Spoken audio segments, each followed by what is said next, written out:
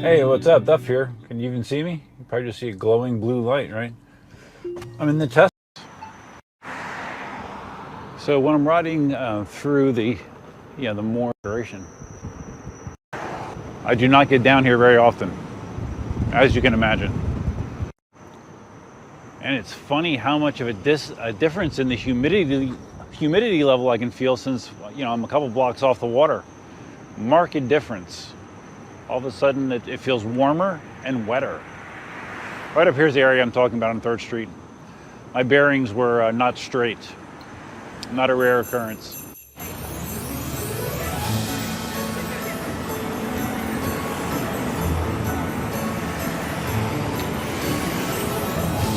There we go.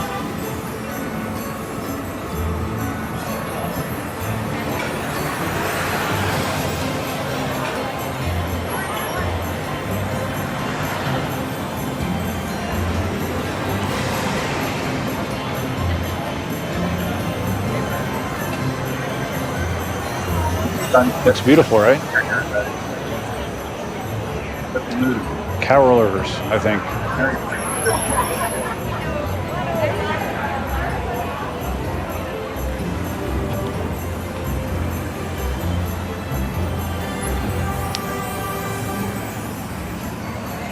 Damn, look at that tree.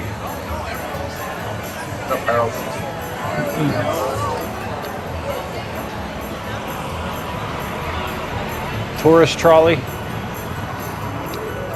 All right, I think that's pretty much the 3rd Street South experience. Let me turn around here. Let's try to not get hit by a car. That'd be nice. Okay, there you go. Merry Christmas. Larry's here too, huh? On-air promo, also known as Larry Zarkoff, is here. Good evening, guys. I'm really dressed up for the occasion. Got my baseball hat on. This was the most holiday-ish shirt I could find. A red T-shirt. This is my Phillies championship T-shirt. I don't really have like Christmas sweaters or Christmas attire, really. I do have my oversized stocking here behind me. So, I have been doing Christmas decorations this year. It's definitely different than years past, but I am trying to do what I can because you should, right? You should do what you can. Okay, I'm getting into YouTube here as well, just in case I need to look at the stream on YouTube for some reason. Normally I don't need to, but we shall see. So I appreciate people getting in here 24 hours late. This was scheduled to happen yesterday at this time, 8:30 p.m.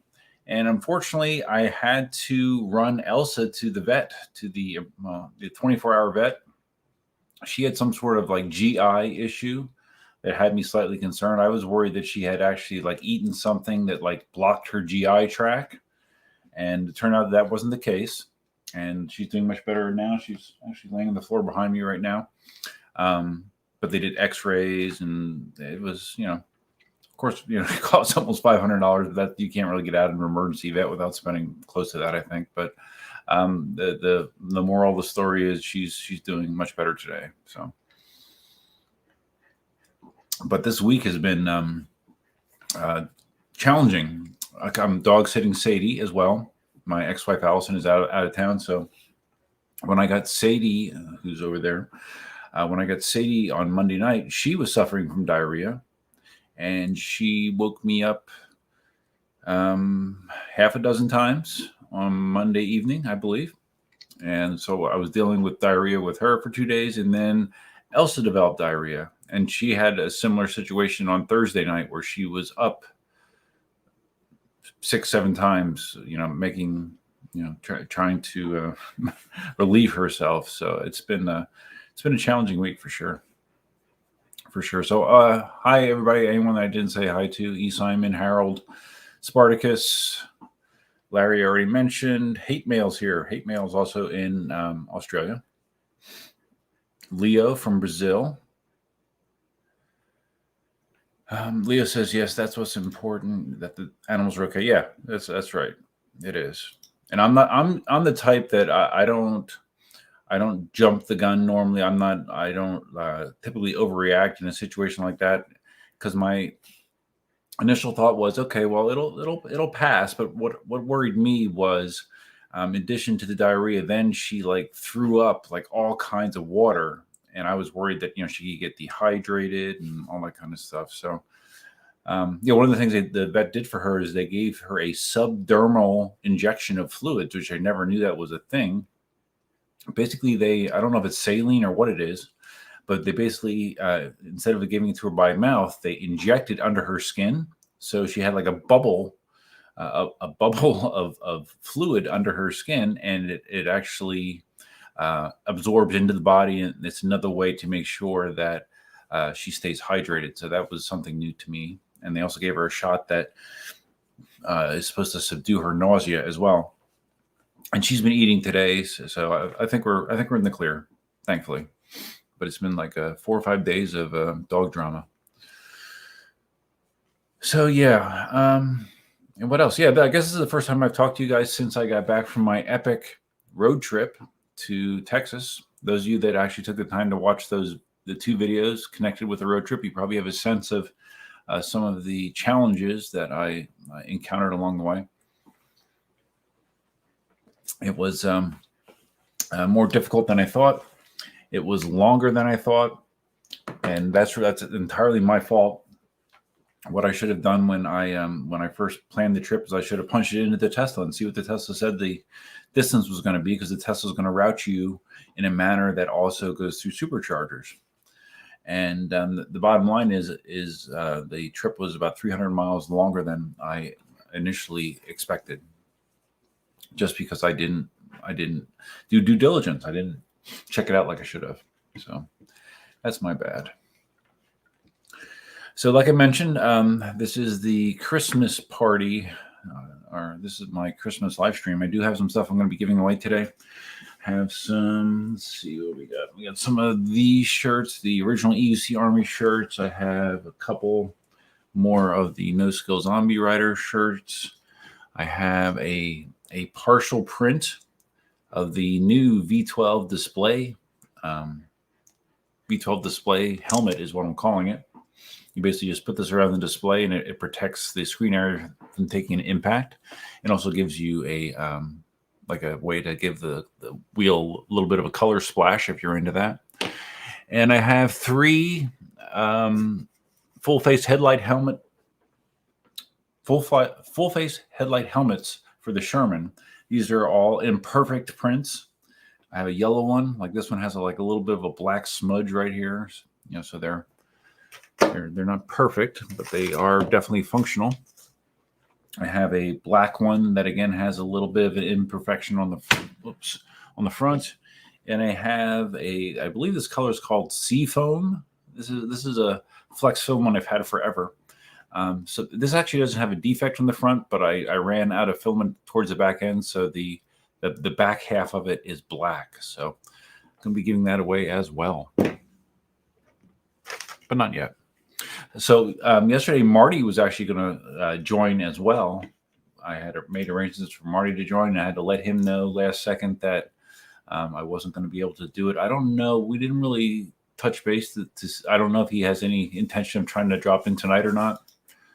Marty's a busy guy, so you never know. But if he pops in, I'll get him in here. Lay down, Sadie. It's okay. You want to go under? Okay, go ahead. Go ahead. Yeah, Sadie she's going to be 14 years old this month. She's an old girl. Go ahead. Sit down. Go ahead. It's okay. Lay down. She's it's funny, like she definitely misses my ex-wife and her boyfriend. You can tell, like she gets a little rammy, because I don't get to see her that often, so she feels out of sorts when she doesn't get to see her on a regular basis. What was I saying? I don't remember. something probably. Hold on, I'm scrolling down. The EU sister had a cat with kidney issues, had to inject fluids like that daily for life. Oh, really? Subdermal fluids? Yeah, I've never heard of doing that. So, I actually I had 2 cats when I first moved to Florida, and one of them was diabetic. So I had to give her a shot daily of insulin. And that was rough. And if you've ever seen because what happens is like if I gave her a shot and she also had a tendency to throw up her food sometimes, cats throw up all the time. But if I gave her shot, she ate her food, but then she threw it up, all of a sudden her sugar levels get pulled way down and she would go into like a seizure. And that was really not fun to deal with. Yeah, try to keep your cats healthy. Harold says one of your Yorkies had to have emergency surgery about a month ago. Thankfully, she's fine now, but that was painfully expensive. Yeah, I actually for Sadie, I'm just trying to get this out of the way so it doesn't. There we go. So the camera doesn't focus on it. For Sadie, my ex-wife and I, we actually have pet insurance on Sadie because just for that very reason. Because if there is a medical procedure, I mean, it's almost as expensive as it is for humans. For pets, it can get crazy expensive, and we wanted to avoid a situation where we're making decisions on her health care based on our wallets.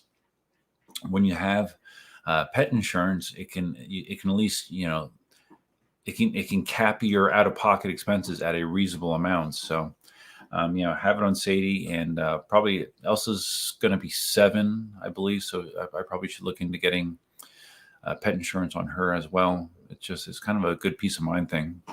Sadie actually had a cancerous growth on her mouth removed a couple years ago, which I guess in some cases can be lethal.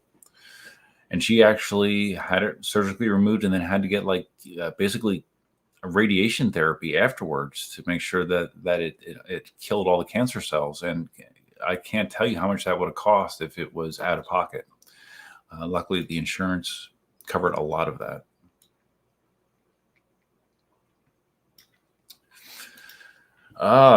Marty Eakins here. Hey, man. Marty, one of my beloved channel members. Thanks for stopping by, buddy. I appreciate it. Leo, in regards to my road trip, it was your decision how often you had to stop, or you could have gone longer between stops. It's an interesting thing because, excuse me, when I first went on a road trip with my Model 3 Tesla, my mindset was the car would try to go as far as it could on each charge. That to me that seemed like that would be the way to go. But in reality, it's not. And the reason that it's not is because of battery physics, basically. When you are at a lower state of charge, you can push amps into the battery at a much faster rate. With all batteries, but with a Tesla, once you get above 70 to 80%, the charge rate at a supercharger drops dramatically. So what happens is the Tesla basically, it does calculations, and if you are doing more stops, but they're shorter stops, it turns out to be a time savings. So a lot of my charging stops were 20, 25 minutes. They were very, very quick. I'd go in to, go to the bathroom and grab food, and it was done. The driving segments were as short as 90 minutes and as long as a little over 3 hours. That was the longest that I had to go in between charging stops. And for me, at least, that's long enough. I mean, I'm ready for a break after that long. So it really isn't inconvenience for me. That being said, for me to go the 1,369 miles or whatever to Denton, Texas from Naples, I believe I had a total of 9 charging stops, if my memory serves me correctly. So yeah, did stop the charge 9 times. But like I said, most of them were, 20 to 30 minutes, I would say. They were not long.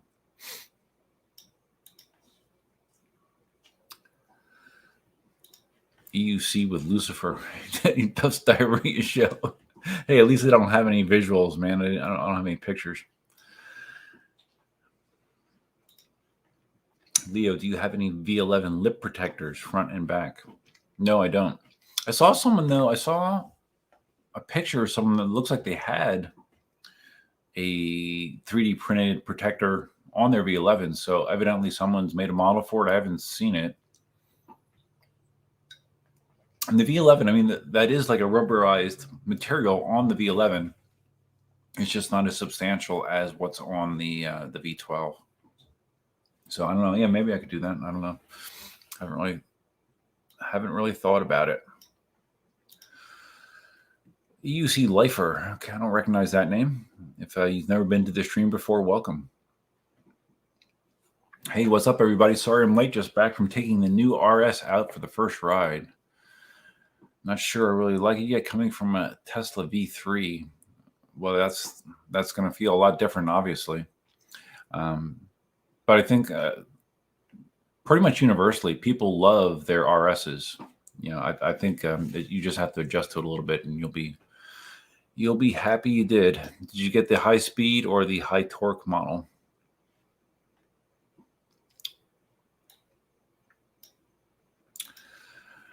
Harold agreeing that pet insurance is a good idea. Yeah, it is.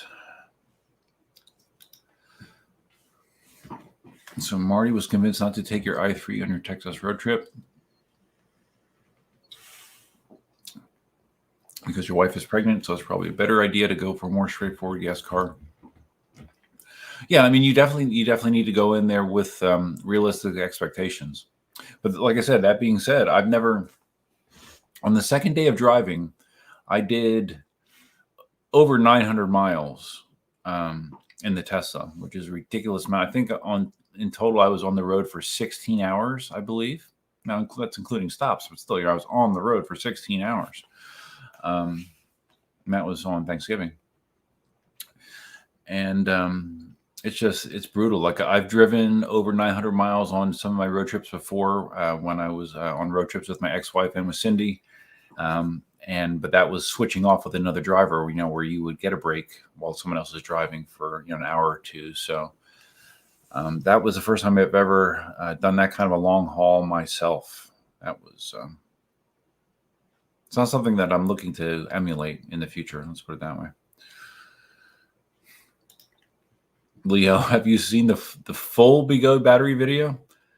Is there more? Is there more than what I saw? Yeah, we'll definitely talk about that. Wish I had an easy way to find that on here.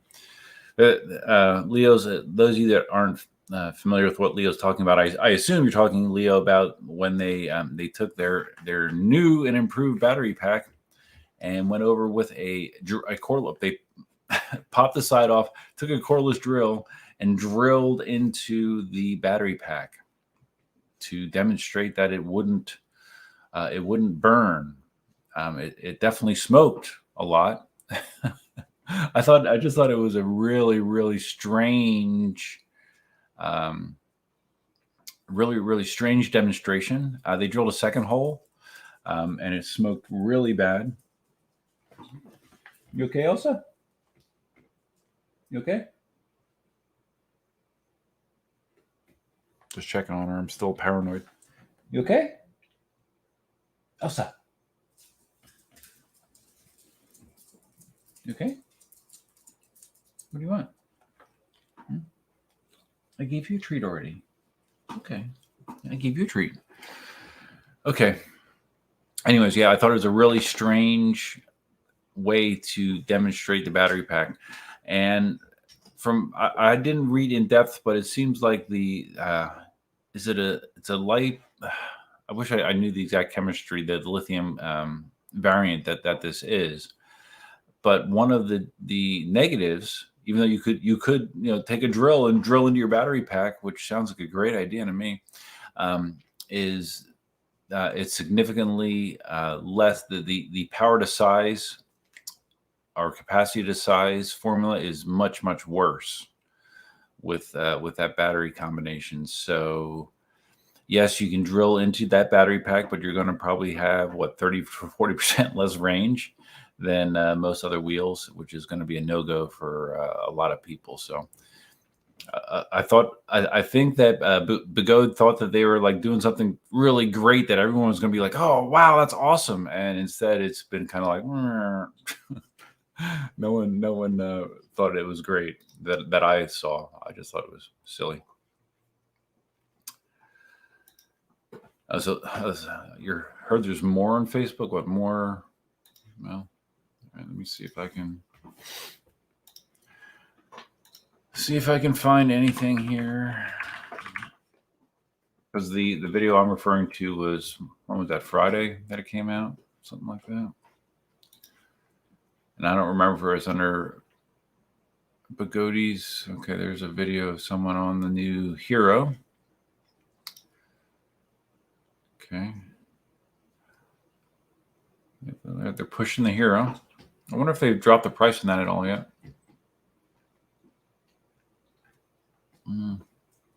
Yeah, okay. I'm not seeing the drilling on their Facebook page. So if someone has a URL where it is, I can pull it up here on the stream. But if you go to Hero batteries. Okay, so it is interesting that the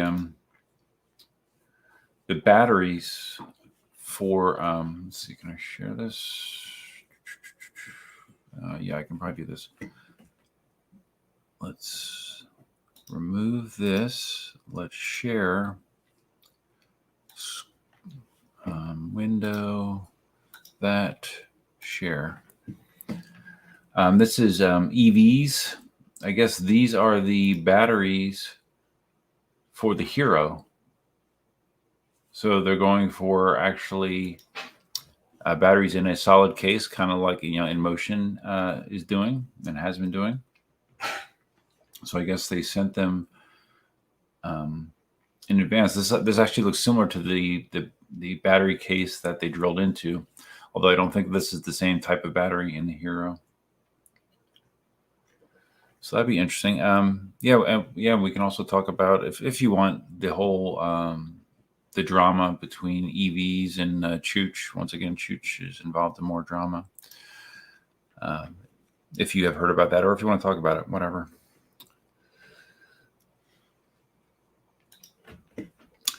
E. Simon says the RS high speed likes to ride at 30 plus miles an hour. Yeah. My MSX 100 volt used to like to ride at 30 plus miles an hour. Marty's taking advantage of his members only extreme emoji, which you cannot see when I share it on StreamYard.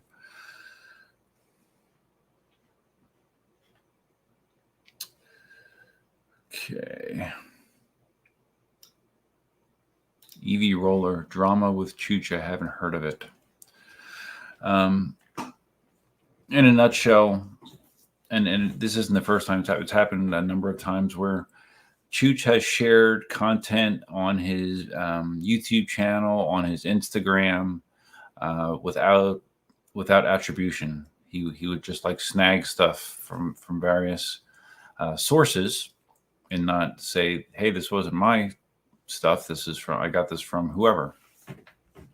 And one of the most recent situations is he took some stuff from EVs. I think it was Commander. Was it Commander footage? I don't quite remember what footage it was, but he showed some of the stuff from EVs. I don't know if it's images. I think it was images on his Instagram, and without attribution. And this annoyed them, the owners of EVs. EVs is based in Canada, and I guess they asked Chooch, if he would mind, crediting them for the footage or the photos. And Chooch's response to that was to block them. He blocked them from, I think, his Instagram. And this frustrated them, the EVs, and I guess they posted something on Facebook just kind of describing the scenario, what went down. And it turned into like a big, huge thread. Like, I don't know how many replies. A lot of people coming down on Chooch, and because this is not the first time. It's happened a number of times, and it's unfortunate that it seems like his reaction to when he gets called out for this kind of stuff is to be a little bit immature and kind of lash out at the people that say he should offer attribution when he uses somebody's content. So yeah, that's it in a nutshell.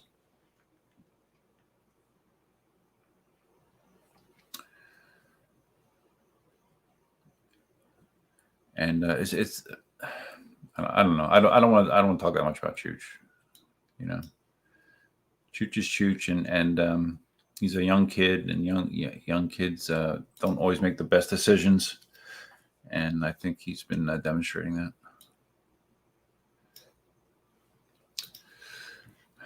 Jim isn't a big Chooch fan. Yeah, he is definitely turning people off.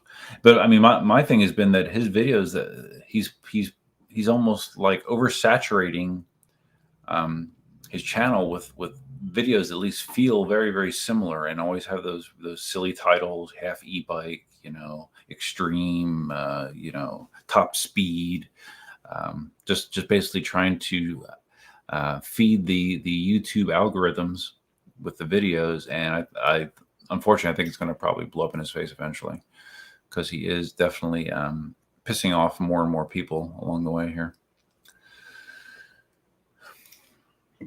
EUC Lifer, are you referring to your RS? You made it to 23 miles an hour and the wobbles kick in. First thing I would ask is, what's your tire pressure? I always, and this is all definitely a byproduct of the way that I ride, but I always have an issue if the tire PSI is mid 30s or something. I always have wobbles once I get into right where you're talking about, low 20s. The wobbles will kick in. I drop the PSI below 30, and I don't have a problem. So that's my answer to wobbles normally.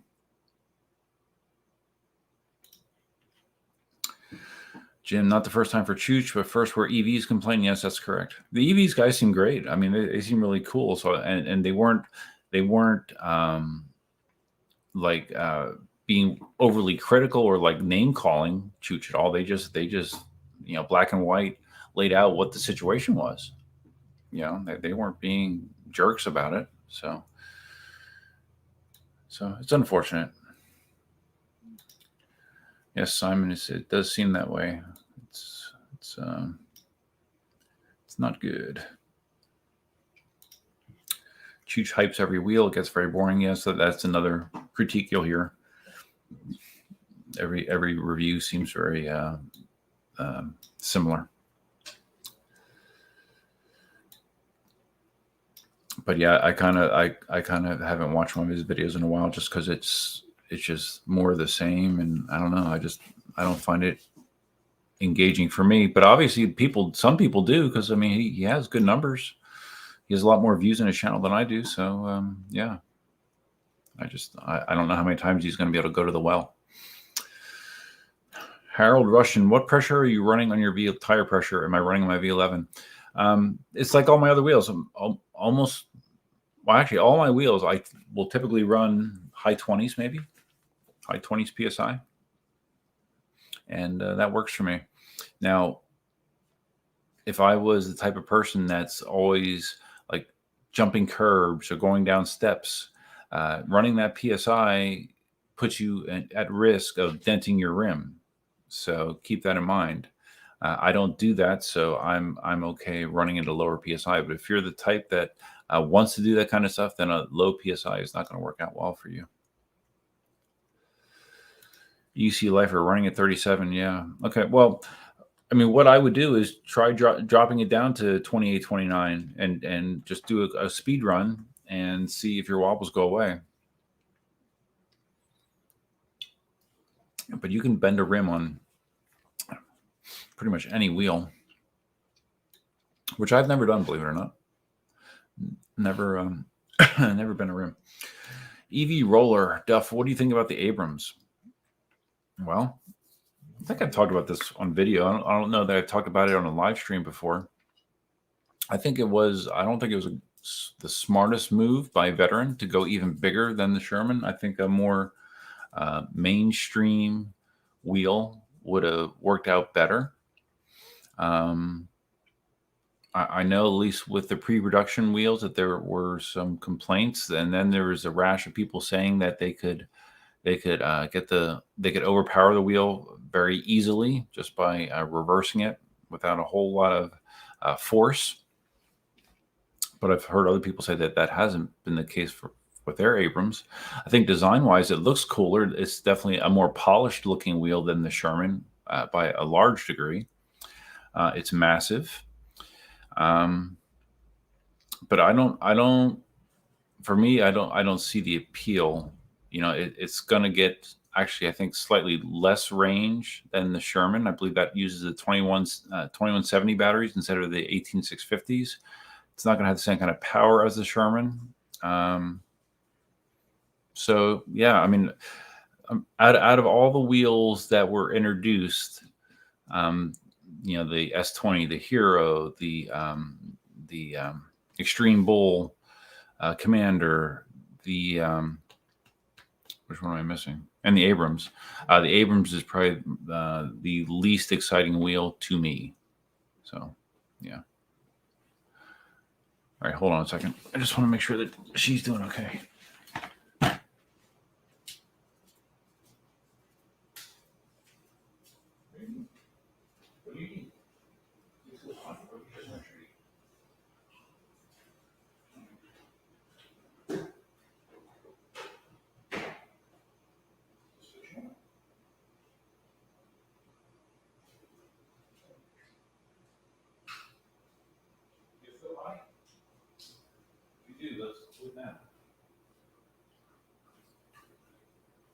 You okay? Please what?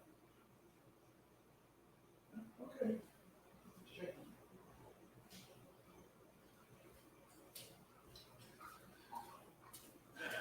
Okay, I apologize about that. Just I have after what I've been dealing with the last few days, I kind of have PTSD, and I'm paranoid. I want to make sure that if she needs a bathroom break, I can provide it for her instead of me having to clean it off the floor.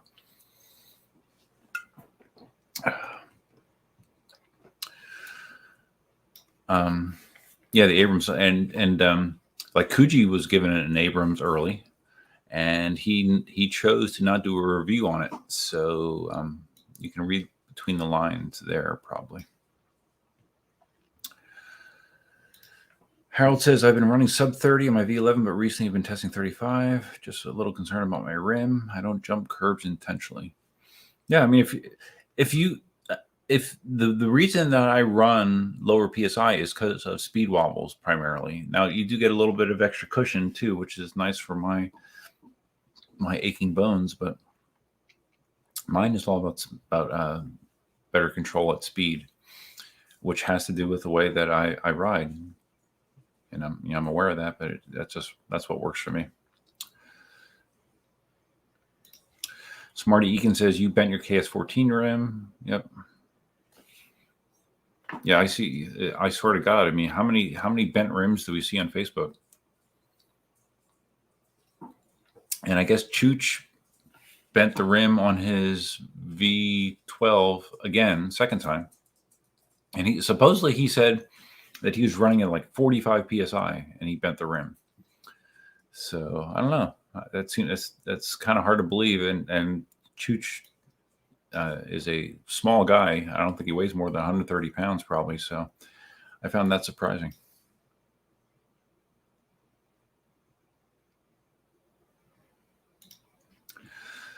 E. Simon, the Abrams has a big blue slug of goo in the tire. It's not good. Well, yeah. Well, it's probably because that's another thing. It's a tubeless tire design, which I still have not understood what the advantage of that is. Like, why is that better? Like, what does that do for you over a tubed tire? If you have a significant, I guess if you had a small hole, you could patch it maybe. using some of the tools that they have for tubeless tires, but I don't know that I would trust it. You still probably have to take the tire off and patch it from the inside. So I don't know. I don't really understand that decision.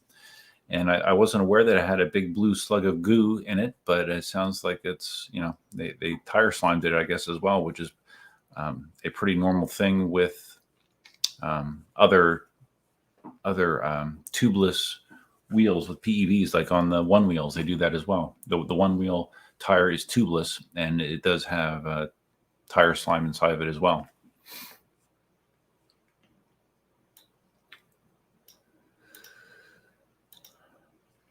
So Jim says, are you still hyped on the S20 the most? Yes, I am. I'm just very skeptical of when I'm actually going to get it. Originally, those of you that gave a deposit on the first day you were able to do so, that was with the promise that they were going to start delivering in December, and there's absolutely no way that's happening. I'll be amazed if they start delivering by spring, to be honest with you. But I am very excited for the S20.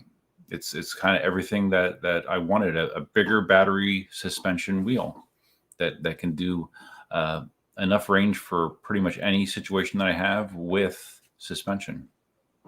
Kind of like now it's not Sherman type range, but it's enough for me. So I am definitely excited about it. But I know those power pads are supposedly removable. At least that's what I was told at one point. I'm curious, and I know that they're adjustable supposedly to some degree. I am curious how they would actually feel riding for someone like me, though.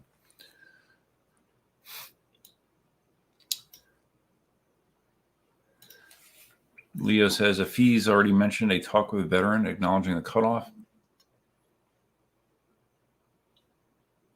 That now seems to have a software patch update. Okay. Well, that's good. And I believe now that you can actually update the software on veteran wheels using an app. I know they introduced that for the Sherman not too long ago. Hopefully it's that way for the Abrams as well. Instead of having to physically put a little Bluetooth programmer in the wheel, I'd much rather do it over an app. So I'm curious what the sales like will be on the Abrams. I don't know that they're going to be that good. Furquan Qureshi, I'm thinking of getting a V11. Can you go over, please, any cons you have experience with this EUC? Well, I just my most recent video. This when did I do that? Was it Wednesday, Tuesday, or Wednesday? I took the V11 down to look at the holiday lights, which I showed that a little bit of that video at the beginning of the live stream. The V11 is a great all-around wheel for me. It's very comfortable to ride on road situations. Now, if you are going to do a lot of trail riding, the suspension on the S18 is even better, and probably a better choice for if you're primarily a trail rider. But I'm a hard surface rider, but the V11 eats up sidewalk irregularities, potholes, those transitions from sidewalk to road, those little ramps and stuff. Doing that in the V11 compared to my non-suspension wheels, it's so much easier and so less impactful on my body. I really like it. The range could be better, but it's you can get 40 to 50 miles, riding at a decent clip on a V11. The only issue is the hollow motor and the bearing issues that they've had. My very first V11, which was one of the very first production V11s in the States, a week after I had ridden in hard rain, I rode in hard rain, I turned it off, and then a week later, my bearings were rusted. They were rusted bad, and I actually sent the whole wheel back to E-Wheels, and they sent me another one, so I was like without a wheel for another month or a month and a half. And I've had that wheel since, and it's been good. But I do try to avoid riding in rain on that wheel. Now, the V12 even, some of the early batch wheels, there's been people that said they've had bearing issues with the V12 after riding in rain. And I have not. Like I was on the first batch V12s, but whenever I've gotten caught in the rain on that thing twice, and I've spun it out, I've lifted it up and let it spin out a few times to try to eject as much water as possible. And I've taken my leaf blower and blown out that area as well, just to a little preventative steps to hopefully avoid the bearings being an issue in the V12. And knock on wood, I haven't had that issue yet. But the V11 it's a great all-around wheel. It really is. I like it. I had a choice. When I decided I was going to get the S20, I had a choice to either sell the S18 or the V11, and I decided to sell the S18. So take that for what you may.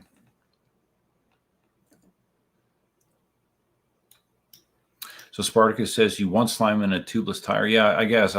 But I can see, like, if they went crazy with it, it would actually like throw the wheel off balance. If you do literally have way too much slime in there, they do advise you how much slime you're supposed to put into a wheel.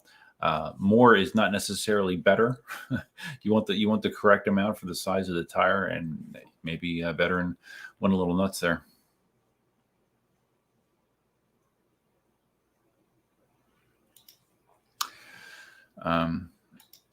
Simon talking about the tubeless tires, how you can plug it on the road with a kit. Yeah, you can.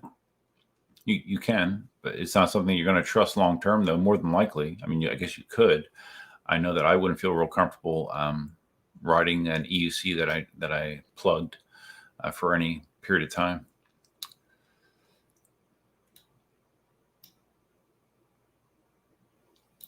So Simon says the slime they use in the Abrams is terrible and all dried out. Oh, really?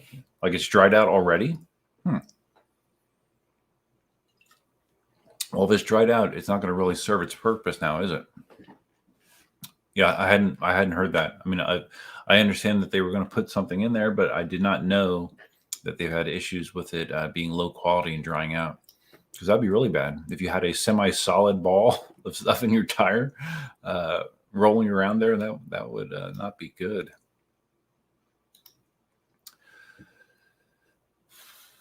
David Mitchell from Scotland. What's up, buddy? Much respect for all I'm doing for the EUC world. I don't know what I'm doing for the EUC world except existing in it. EUC world's getting pretty big, isn't it? There's so many content creators now. Oh my God. It's insane. I swear to God, there's more people that ride around with a GoPro than don't on their EUCs. It definitely seems that way. Okay, we're still talking about the whole tubeless deal with the Abrams. Spartacus says with tubeless, if you get a punter in the tire, you can use a pliers to pull the object out, then use an electric portable air pump to pump it up, and you can ride off into the sunset. Assuming that the tire slime does its job, right? I think a punter, you probably meant a splinter, I would imagine. EUC Lifer says eWheels did change the S20 delivery date to March. Oh, really? I did not see that. I haven't looked lately. That was a good guess, right? Because I had no knowledge of that. I haven't heard any updates from Jason lately. Sure how he's getting along with recovering from that fire. Let's see. What does it say? Yeah, ETA March.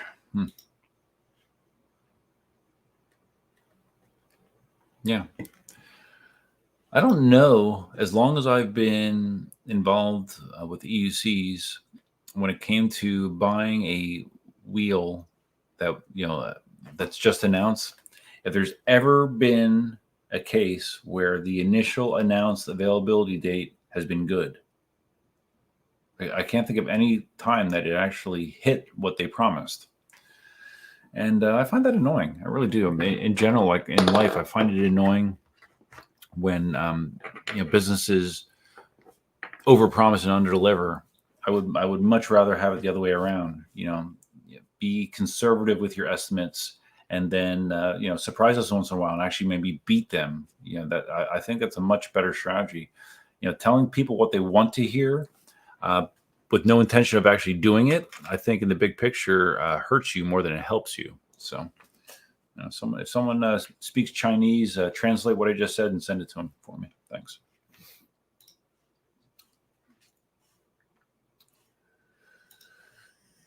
Jim says, didn't the Abrams cut off on braking on a G's group ride?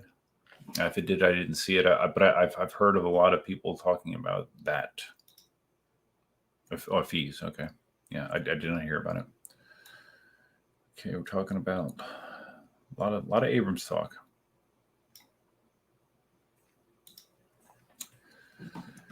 Against the Grain X. That's a new name to me. If this is your first time in the live stream, welcome. Any thoughts on cool mods for the E+? Are you talking about the Ninebot one E+? That's I no longer have my Ninebot one E+. I took that along with me on my trip to Texas. That was my original wheel, my first EUC. And it's been through hell.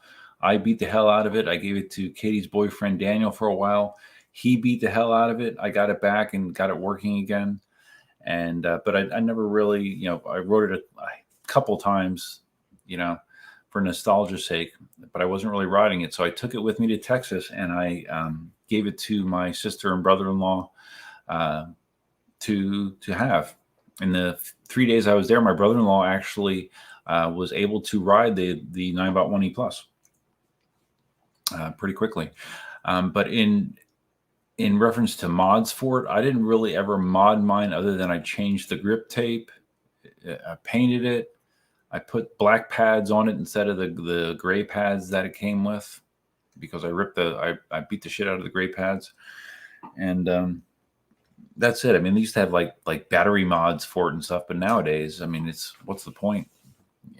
Spending a lot of money on a Ninebot 1E Plus is not a great financial investment.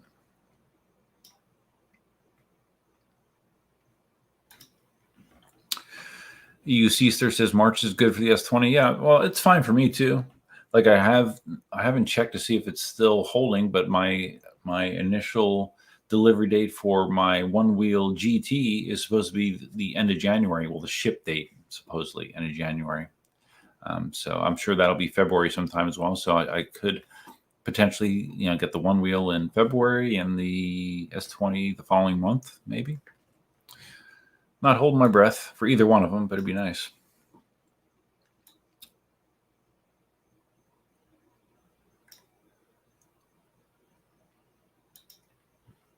Oh, so you just got one. So what, you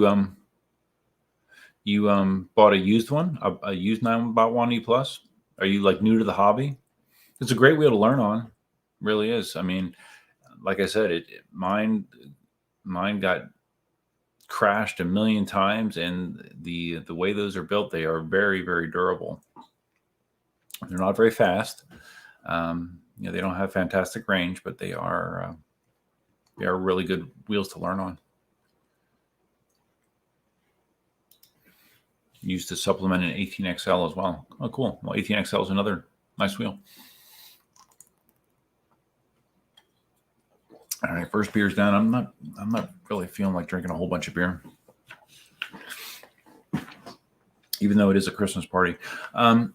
So yeah, I forgot we should get some stuff away here because I don't want to get backlogged. Hate to get backlogged. So let me get my stuff ready here. Go here, and we got to get our random number generator thingy going here. So the way this works is I will type into chat when you start to vote. And when I do that, you enter a number from 1 to 100. Please be aware of other numbers that are being guessed. It's best to not put a number that someone else has already entered. You're only voting one time. And the closest to the random number wins. Let me get my notepad here. Okay, the first thing that we're giving away is a medium. Medium. Oh, now, you guys in Australia, I would not vote on this, or I would not participate in this because I cannot ship to Australia. I actually there's some sort of shipping restriction right now with the post office, U.S. Post Office in Australia. Like they won't let you ship to Australia. I had someone buy something on the store from Australia, and I went into USPS, got an estimate, and said, "Okay, yeah, here you go, buy it," and they did. And then I went to send it, and I got a message back from the post office saying, "Oh, sorry, we can't ship there." So I wound up having to. I think I had to use UPS, and it cost me like double. And of course, I ate it. So I lost money on the transaction. But the long story short, I can't ship to Australia right now. So E. Simon hate mail. I would not advise that you participate in this. Just FYI. So, anyways, it's a medium No Skill Zombie Rider shirt. So what I will do is vote 1 to 100 now. Medium shirt. So just put your guess in now. Let it run a couple minutes, and then I will. Whoever wins, I will send it to you. Oh, I just noticed Cynthia's not in here. Cynthia May. She's usually in a live stream. She might be doing. That's a Saturday night, so who knows what she's doing. She could be having a good time. There's probably much better things to do than hang on a live stream on Saturday night, right?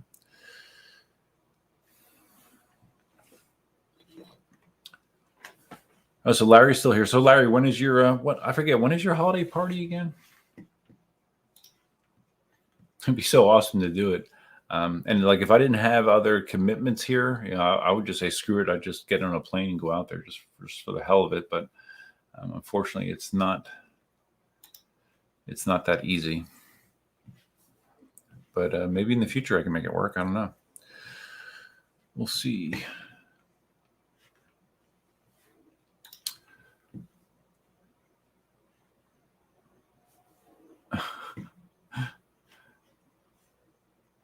Okay.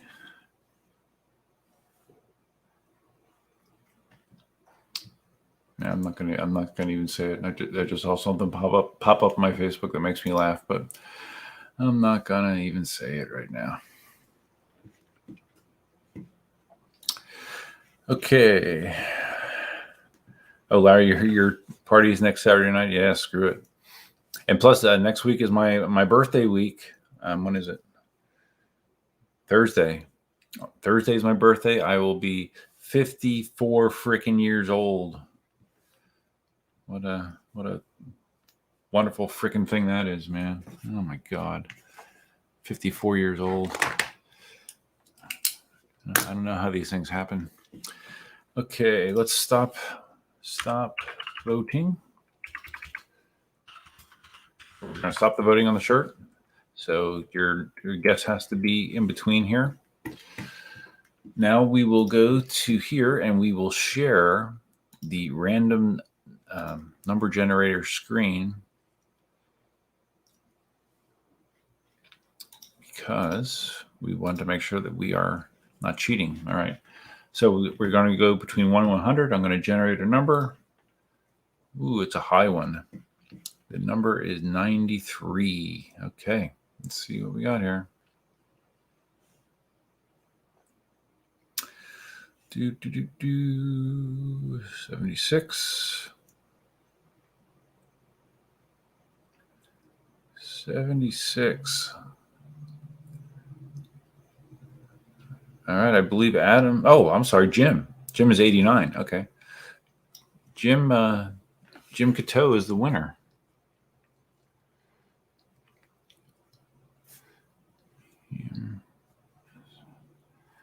Okay, so sure.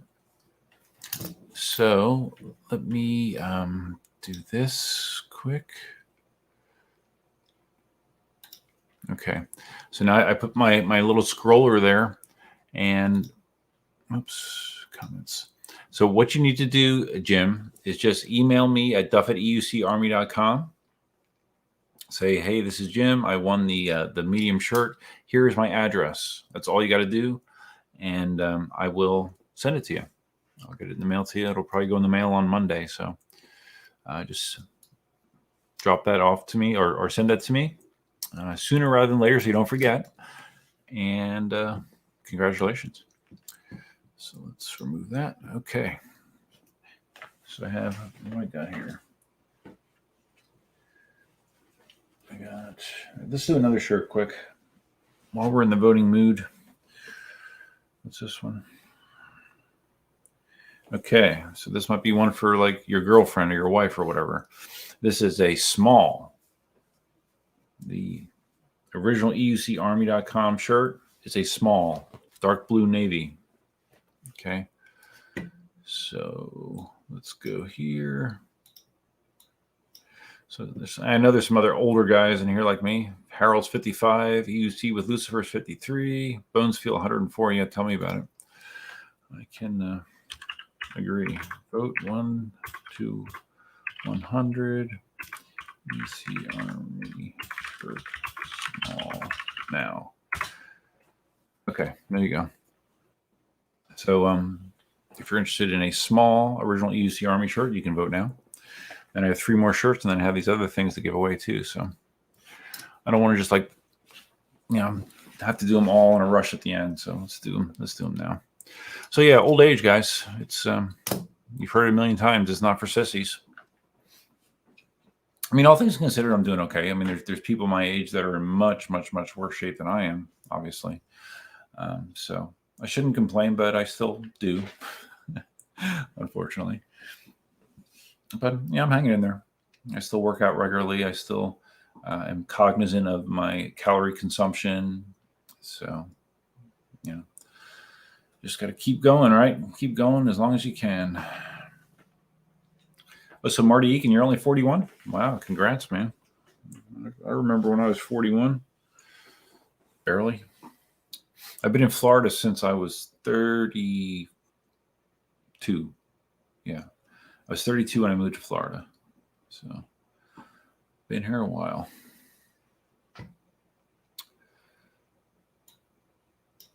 All right, we got our votes coming in. Mark Tucker is 55.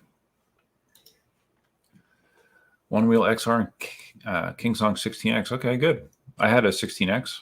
I sold it when I got the V12. The 16X didn't seem to really make sense, but 16X is a great wheel. Good power, really good range for the size battery. Durable. It's a very good wheel.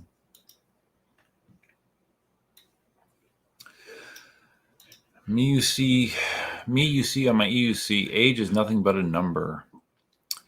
Yeah. Young people say that, right? Younger people. Hey, if you have a good attitude about aging, more power to you. I'm just honest with myself, and I know I don't. I've been hung up about old age forever, as long as I can remember. Yeah, am I supposed to be counting the age guesses as your guess for the shirt or your number for the shirt? Oh, David, you're 67. David in Scotland is 67. There you go. That's awesome, man. Riding EUCs is 67. That's a great thing.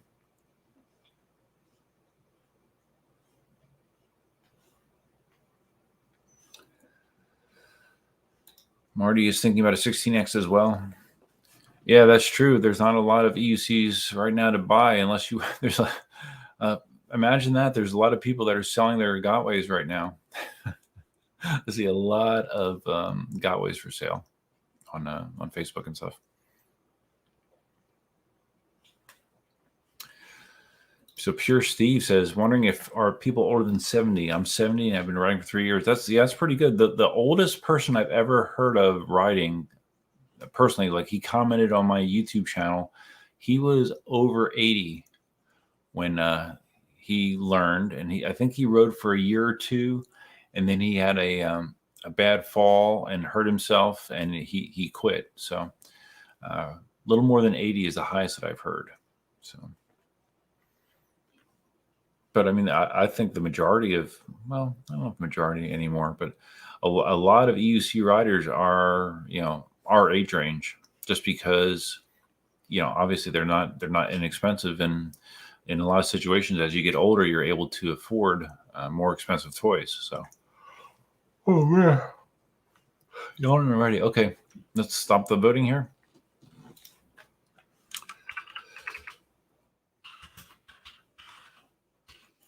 I'm still have leftover sleep deprivation from the week, because I actually did get a decent amount of sleep last night, but still feeling kind of tired. All right, so we got to generate a new random number. Oh wow, we're staying high. 89. Okay, 89. So let's get to the new. There we go. 41, 50. Okay.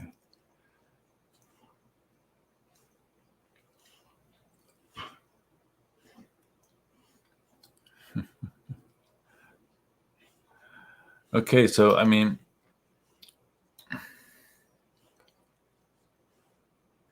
as far as actual votes, like guesses for numbers, EU Seaster's 50, I believe, is the highest. Yes. Yep.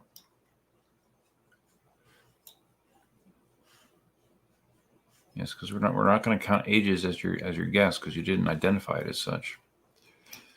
Okay, so EU Seaster, if you heard my explanation a few minutes ago, email me at duff@eucarmy.com. Small EUCA shirt. Email me, give me your address, and I will get it in the mail to you. duff@eucarmy.com. All right. Okay, so let's see. Leo says the average rider age in Brazil is above 45. Yeah, again, makes sense. EUC with Lucifer. Gotways are hot sellers. Sales are blowing up. The brand is fire. Get it? Yes, I get it. Sure is. Yeah, I can't tell you when I'm going to buy a Gotway again, or a Bugatti. Kona Coffee Grower thinks the average age of a one-wheel owner is lower than an EUC. Yeah, I would tend to agree with that. I believe so as well.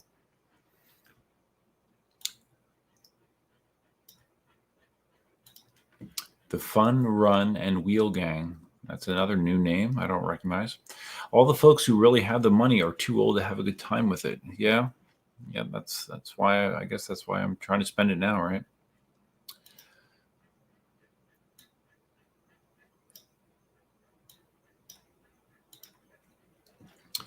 Yeah, it's a small shirt, so yeah, it would be probably best to go to a female or a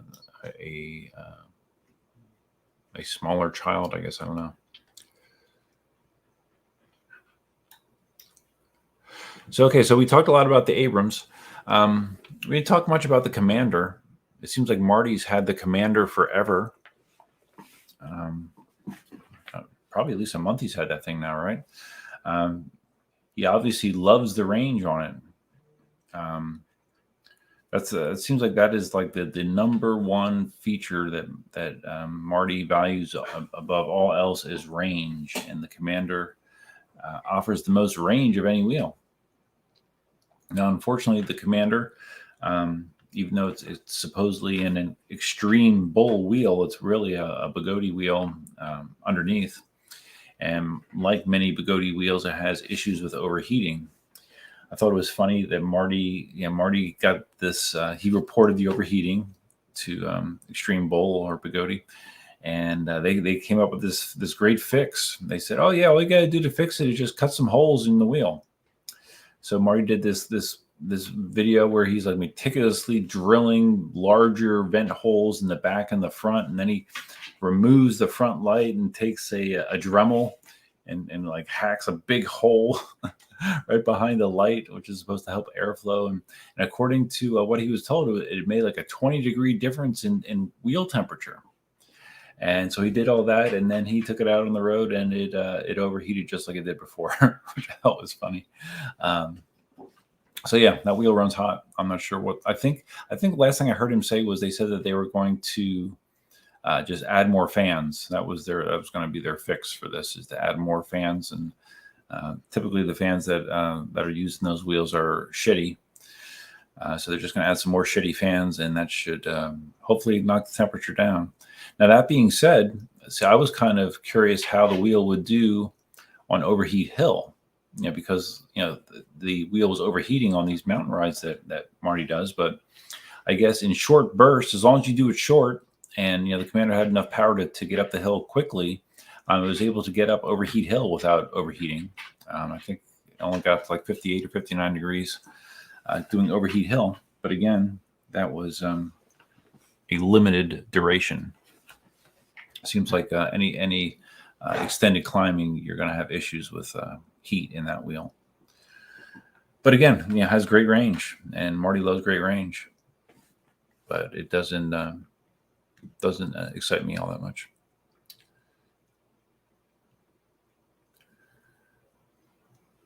We're discussing more the age of one-wheelers versus EUC riders.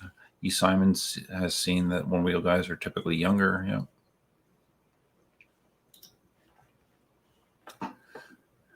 EUC Stir rode the Commander of the LA Tour. Really nice, yeah. So when you say really nice, like it just felt powerful. It felt smooth. I mean, it looks fine. I don't know what set it apart from like riding a Sherman, for example. Like it felt better than a Sherman, or and the price isn't that's a $4,000 wheel, right?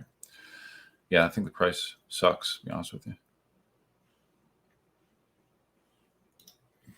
Simon says Bigodi loves drilling holes in wheels. Yeah, maybe they should just like include a drill with their new wheels. You can either drill holes for cooling, or you can drill holes in the battery.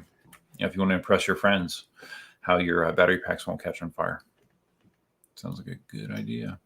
I really should do a satirical video about that, much like I did when they sent out that warning, or the like 10 or 12 safety tips that Bigodi sent out, including charging your wheels outside. The drilling in the wheel probably deserves its own satirical video.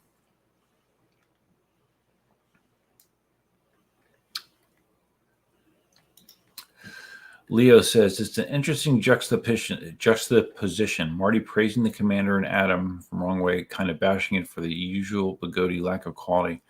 Yeah, this is something that actually I was talking about in that video where my mic was dead and I had no audio. I actually talked about Adam a little bit.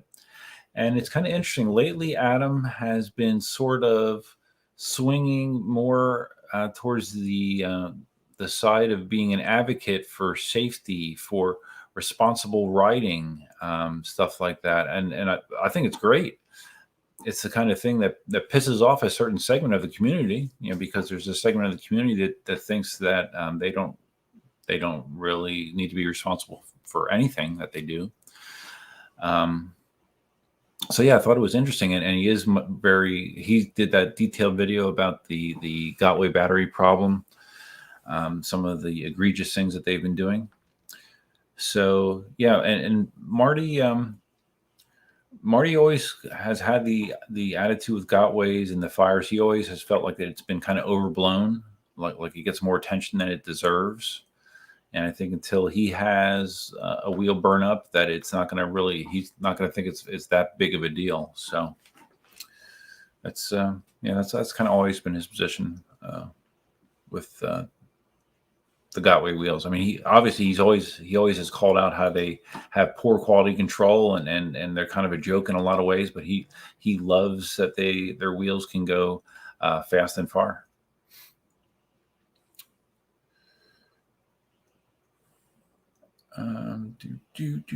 Harold says he knows that I'm stoked about the new one wheel, but I haven't ridden mine since I started riding EUCs. I still ride my XR, not as much, but like the XR I took on my trip to Texas as well. And it's just there's a few times where I'm at a supercharger and I'm like I just pop out the one wheel and I'm cruising around on that, and it was fun, man. It just you can have. I would say that the way that I would describe a one wheel versus an EUC is the fun quota is greater on a one wheel when you factor in space available. You can have more fun in a smaller amount of space on a one wheel than you can on an EUC. In a nutshell, the one exception to that is if you have your M10.3 with an M10.3, you can do similar fun things in small spaces, but the one wheel definitely to me is better than an EUC in that situation. And it's smaller, and it's, I don't know, it's kind of easier. So EUCs, they're talking about the Commander. It was really smooth. If it was cheaper and didn't overheat, I'd get it over Sherman. Yeah, I don't know.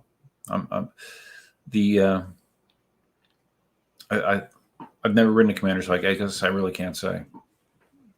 But I know that I'm satisfied with the Sherman, and I'm not looking for anything to fulfill its role. So the Commander doesn't excite me. Yeah, whatever it does better than a Sherman, I don't think it would be significant enough to make me ever want to move from it.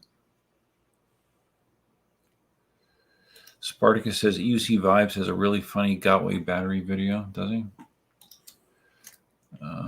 EUC Vibes is a channel member, by the way. In case you didn't know that he was on the last live stream. Let me just see if I can find him here. A real safety battery. Okay. All right, let's play this. For those of you that have not had the joy of seeing this video from Gotway, and this is off EUC Vibes channel, I want to give him proper attribution, right? It's important. All right, so let's share this. I'm not sure how well you heard the sound here, but you'll let me know, I guess. Here we go. Pack, a new result of impact resistance, overcharge resistance, and even puncture resistance will not explode. Come on, okay, let's see. I'm gonna make this disappear. Well, I like his voiceover. What are you doing? Let's not blow.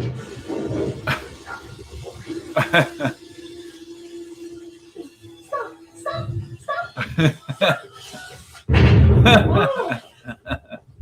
It's just a smoke.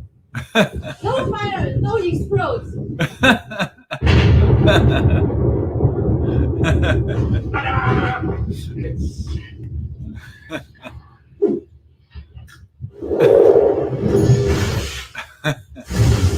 All right, that is pretty funny. I'm sorry, Sadie. I scared Sadie. Yeah, and just the two people, the two Pagoni employees that they have involved in that. No smoke, no explode. It's just, oh my god.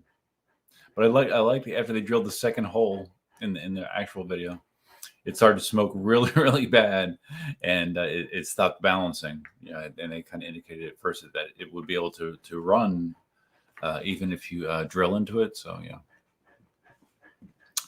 those Pagodi guys, they're wild and crazy. None your business. One wheel broke and foot pad just kept accelerating. I fell hard enough. I get it. I rode it the last time light after rain, and it broke it for sure. I think it's just the foot pad. I don't know how familiar you are with my channel. When I first got my one wheel, the foot pad was flaky, and I did not realize it. I had issues trying to do the proper disengage. When the way those of you that don't know, the way a one wheel works is the front pad has two sensors on it, a left and a right, and when it senses weight on both of those pads, it knows that you're on there. If you lift your weight from one half of it, it will disengage the motor and shut off, or that's the way it's supposed to work. But anyway, since mine was flaky, it was not disengaging consistently. I had issues where I would come to stop and I thought it was going to disengage, and it didn't, and it just ran out from under me. There was one session where I fell on a parking lot 3 times, cracked my head all 3 times as the board ran out from under me. I had a helmet on, thankfully, so I was fine, but that was not fun. And there's also a video on my channel somewhere of I was practicing on in my driveway on the XR. And I did a hop off dismount, because like if you have a problem learning the proper dismount, another way to dismount a one wheel is just to bring it to an approximate stop and then just hop off the back. Sensors disengage, is supposed to turn off. I did that, and the sensors didn't disengage, and the wheel instead started to run away from me. It ran out the driveway, down the hill, and at the bottom of the hill, we had just had like torrential rain, so there was standing water down there. So I took off like a bat out of hell and dove and just grabbed the wheel, the back of the wheel, right before it went into the standing water. So Future Motion actually did send me another foot pad under warranty, and I bought one as well, just because I didn't trust it at that point. I think I still have it actually in my hobby room. I still have a brand new foot pad just in case. So yeah, those are known to be glitchy time to time. Was that the point I was trying to make? I guess. I don't know. Oh, Larry, I knew you had to come in there and be punny. That video was the bomb. That was pretty good. Thanks for turning me on to that. I had no idea. I thought am I subscribed? Oh, I'm not subscribed to UC Vibes channel. Okay, I should subscribe so I don't miss little gems like that.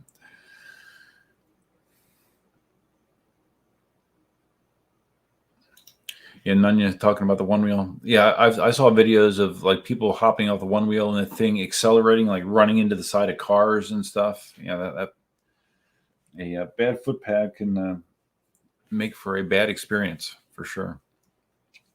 That being said, I don't think that there's similar issues with the pint. The pint, I never had problems with my pint with the foot pads not being accurately calibrated or whatever. They've always worked fine. Happy holidays. Happy holidays to you. Yes. We're what? Oh my God, we're 2 weeks. Yeah, 2 weeks out from Christmas. So Christmas. Okay. I didn't even realize that Christmas is on Saturday this year. Okay. Yeah, I'm not sure what my Christmas is going to look like this year. It's TBD, to be determined. I'm not quite sure. There's a lot of question marks. Okay, let's give away. Okay, let's switch it up. We're going to give away one of the Sherman full face headlight helmets. Now, obviously, this is ideal if you have a Sherman. I sell these for $20 in the store normally. If you don't have a Sherman, I mean, you could win it and give it as a Christmas gift to someone that has a Sherman. You could keep it for a rainy day. If you buy a Sherman in the future, I guess it's up to you, whatever. But yeah, we're gonna do this one next. So let's vote 1 to 100 now. Black Sherman headlight helmet. Okay, so just guess between 1 and 100. Closest will win one of 3 headlight helmets.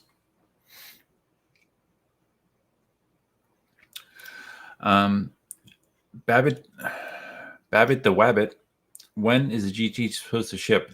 I bought it the first day that it was available, and mine last time I saw had a ship date of like January 28th. I haven't checked it since, but it is in the past. It's been quite normal for those ship dates to slip for Future Motion, but originally it was supposed to be end of January.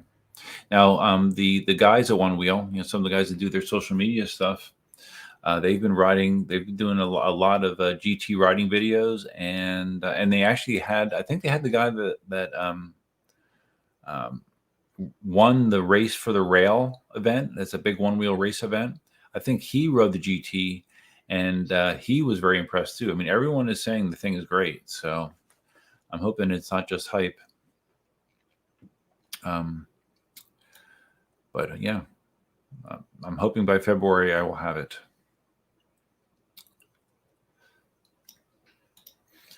Yeah, none yet. I think if you ordered it now, maybe it would be April or something. But like I said, I ordered it the first day it was available.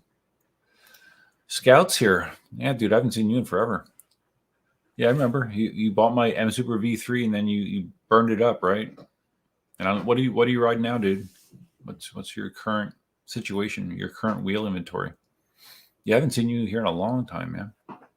Welcome back. I'm still here. Still here. Shield 400 Joe's here. What's up, dude? What is up? All right, we got our votes going. Leo's taking off. All right, see you, Leo. Thanks for coming in, man. So Larry Zarkov also ordered a one-wheel GT after my prodding. I encouraged him to do so. I'm really curious what you think, Larry. I think you're going to really like it. It's a very different experience.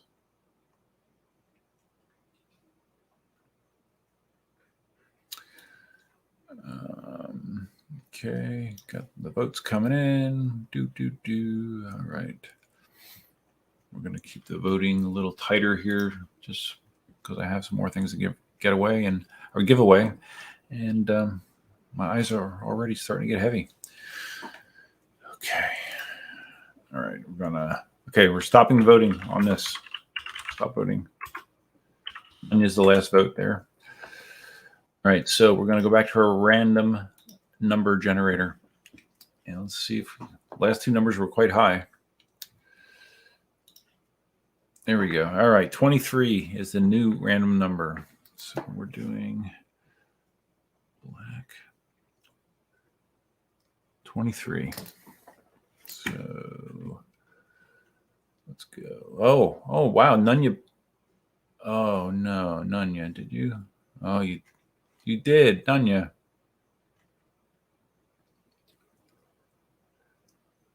You voted twice, man.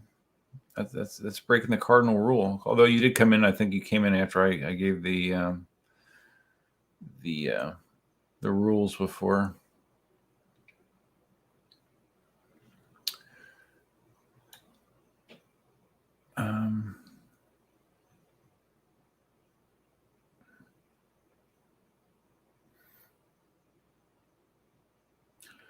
Okay. Yeah. So yeah, Nunya, I'll give it to you. It's fine. I mean, you hit it on the nose. That's kind of a rarity. So what you need to do, and I have two more here that we can give away. Nunya business. If you see at the bottom of the screen, you see my email address, duff@eucarmy.com. Send a email to me with say, hey, here's Nunya business. I won the black full face headlight helmet. Here's my address, and I will send it to you. Okay, that's all you got to do. Easy. Future reference, just vote once. All right, I saw some stuff in here I wanted to comment on. One best 2040 watt hour, 116 volt new Begode EX. Thoughts? Yeah, I saw. Didn't Afiz mention that? I'm confused. Like why would they bring the EX back if they're bringing it back with that same suspension setup, which I thought was clearly the worst suspension out of any of the suspension wheels that have been introduced. I don't understand why they're doing it. 116 volts, great, I guess, but I don't think it's going to compete with the S20. I think the Hero is probably a better wheel than that as well. So I don't know. I mean, Begode just they pump out wheels so rapidly. I mean, it's no wonder they have the issues that they do. But yeah, we'll see. We'll see what they think. I think is that supposed to have the new drill-proof batteries? The batteries you can drill into. So Scout, yeah. Okay, so I remember you popped the board. I didn't remember it was an overcharge deal. Those of you that aren't familiar, like if you take a wheel out, you take it fresh off the charger, you're at 100% charge, and you immediately go down a steep hill with regenerative braking, it can actually pop the wheel or make it just cut out on you. A lot of people don't realize that, but it's a dangerous thing to go downhill on a full charge on a wheel. So don't do it.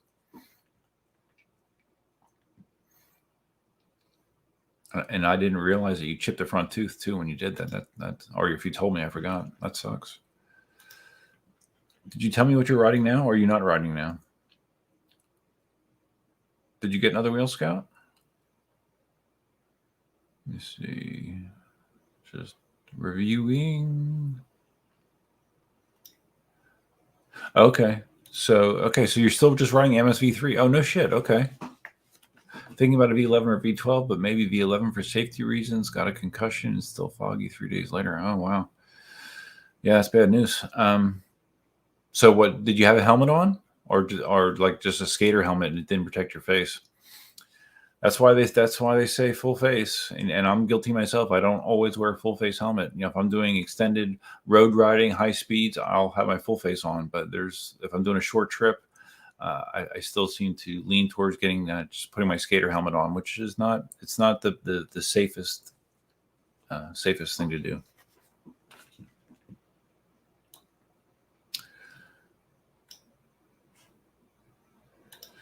Larry, you're welcome for the prodding.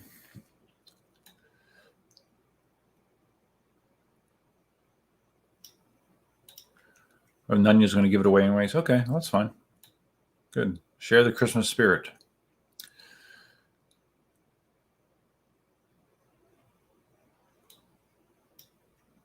Oh, okay. So Nunya says give it to the next cat. Okay, well, okay, I can do that. Well, let's see who's the next cat then.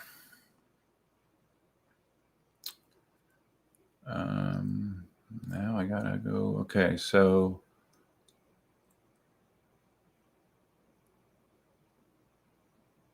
okay, here we go. So Joe rolled an 11. What was the number? 23. So it's probably Lewis. 18. Sorry, guys. You know, this isn't real time, so I gotta kind of deal with klutziness here. All right. Yeah. So Lewis, we're gonna give you the Sherman helmet. So Lewis, email me stuff@eucarmy.com. I just updated my list here. I will send it to you. Lewis is the black Sherman headlight helmet winner. Okay. Zen said there were only 5 EXs in the US. Okay, well, really? I mean, I know it wasn't popular. I didn't know it was that unpopular. But then again, just that thinking, if it was that unpopular, why iterate on it? Why would you iterate on something that was that unpopular if it's still going to have that same, janky suspension setup? It's dumb. It's dumb, but it's not the last dumb thing that Bigoti will do. Daniel says perhaps they have a lot of parts in stock to make EXs and want to get rid of them. Perhaps, yeah, who knows?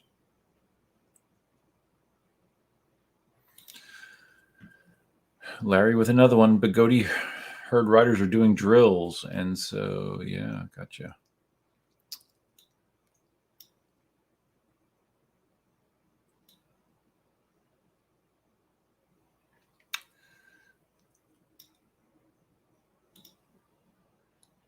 Oh, Scout. Oh, so the overcharge was 3 days ago. Oh, okay. So, okay.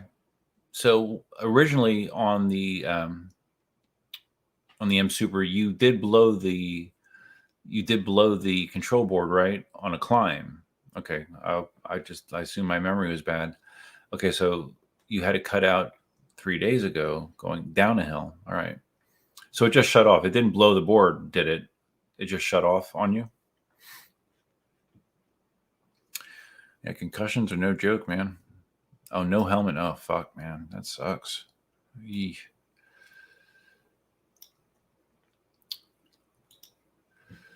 Nunya says you have little holes in your one-wheel tire. They all have that. When I first got mine, I saw those little holes, and I questioned it as well. They all have that, so don't be concerned.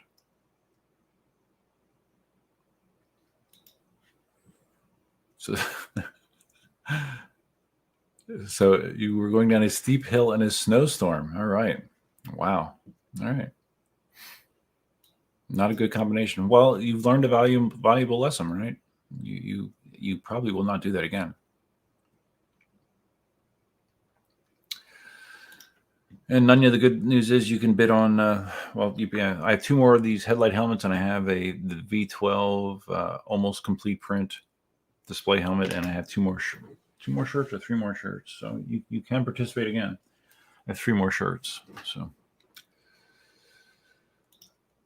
okay, so Scout verified. Yes, you did fry the motherboard 2 years ago, going up a steep hill, overcharge. Okay. Now I have a clear understanding of your situation. It's good.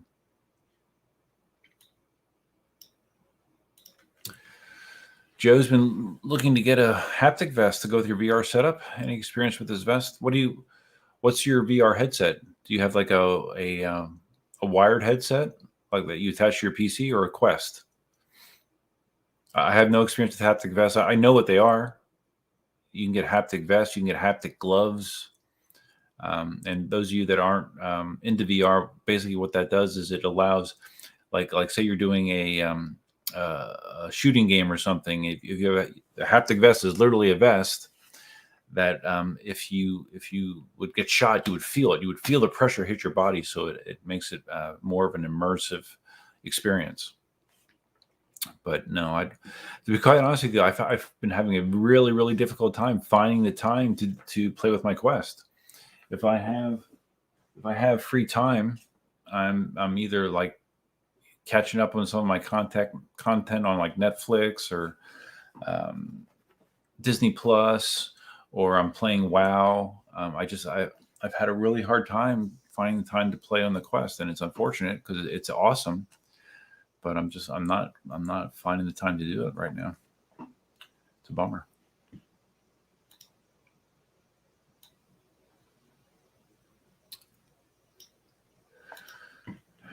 Against the Grain X, do you have a favorite EUC?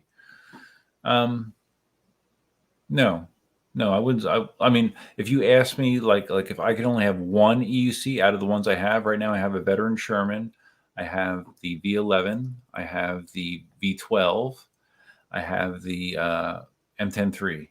That's all I have right now. Wow, is that right? I only have 4 wheels right now. Is that right? Am I forgetting one? No, I think that's it. Wow. Out of those wheels, if I could only have one, it would probably be the V11, just because suspension is that beneficial to me. You know, it really helps me out as far as my enjoyment of riding. So it would probably be the V11, but all those wheels, I really like all of them, to be quite honest with you. I think the V12 is the best 16-inch wheel that there is by a long margin.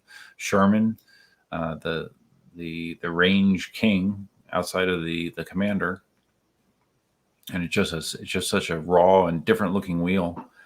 M10-3 is the most unique wheel that I own. So much fun in small spaces.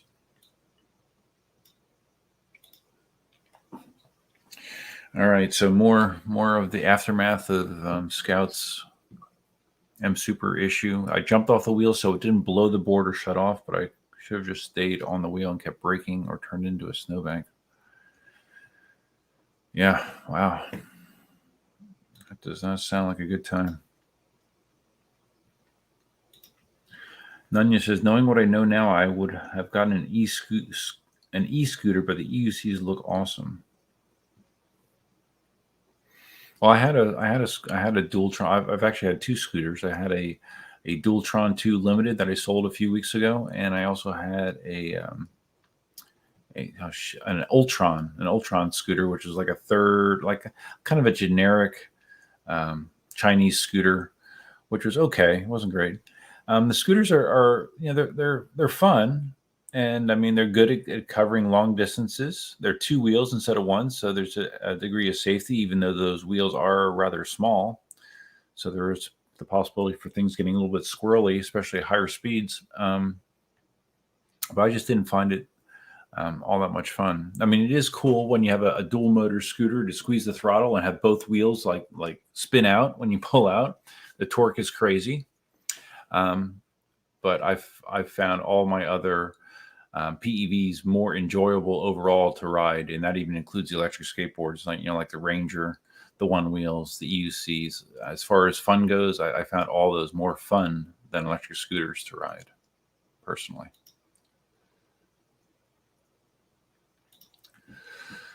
On my EUC, you heard the EX suspension is actually great. Well, I have heard that people, like when they're using it on the road, it feels okay. I don't like the practicality of it. I don't like that you have to put something like 1,200 psi in the tube, and the amount of travel is like this. There's very little travel. There's very high pressure. Those rods are exposed on the bottom. I just think it's a terrible design, personally. But I have heard what you said, that other people have said that the actual riding experience is nice. I don't like that to pump it up, you have to carry a crucifix style air pump. I mean, it is a big ass pump, and you gotta put your weight into it to get the pressure that high. It's just, I think it sucks, personally. Even if it's nice to ride, as far as the overall owning experience, I would never want one. Never.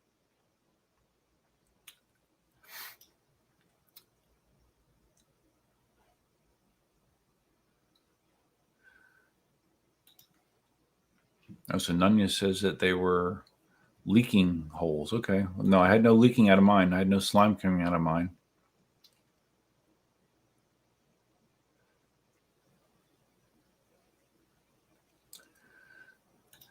Scout says, if you think your chain can take a fall on your EUC, don't forget about your teeth like I did. Yeah, that's true. I mean, that is the reason that the best practice is full face helmet all the time. It really is. And this, and I've heard other examples like this.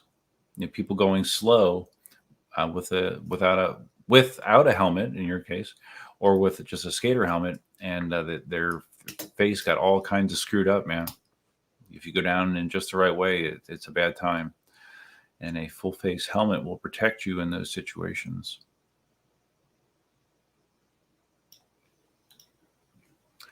So Joe's using the Oculus Quest 2. Okay, so you got the same thing I do. Did you friend me in the Quest? I don't remember.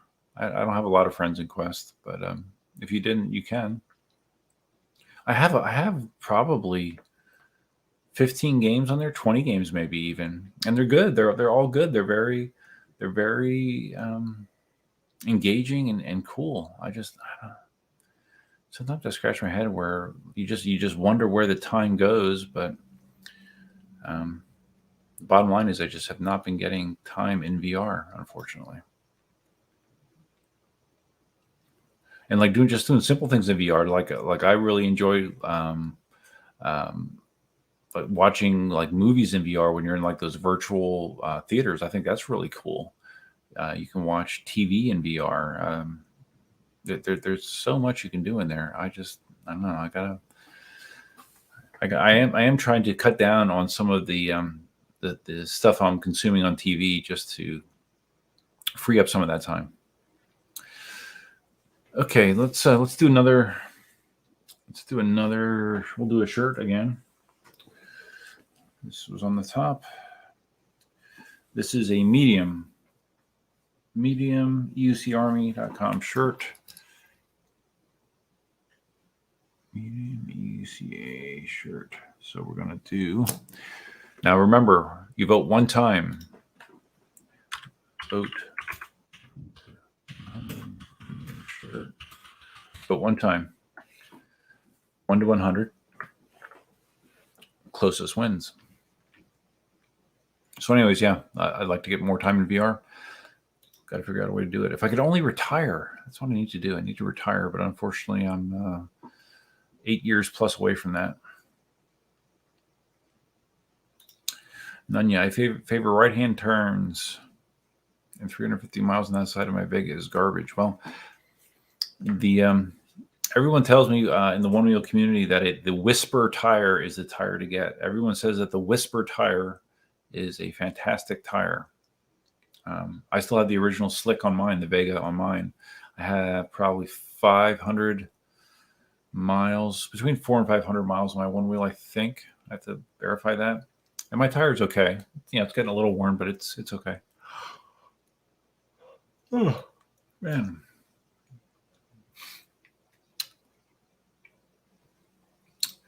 A skater helmet is meant to sustain an impact from 0 to 10.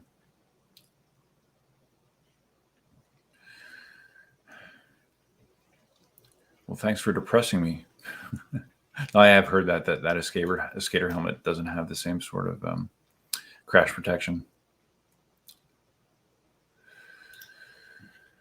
Scout says wrong way traded his monster for the 11 for safety reasons. Yeah, well, he said that he was actually going to get rid of all of his Gotways. I think he has an RS too, or an MSP.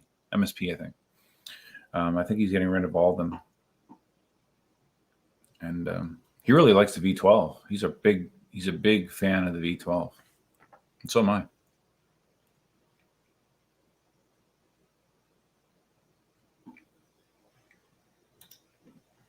Oh my God, Daniel, you're right. I'm sitting here counting my wheels, and I'm like 4. That can't be right. I have the Z10. I forgot.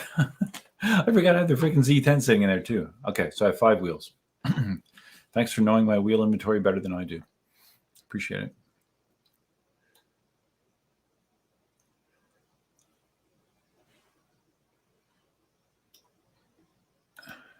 Simon says your wife won a scooter. Wow. Congrats. That's a nice early Christmas present for her.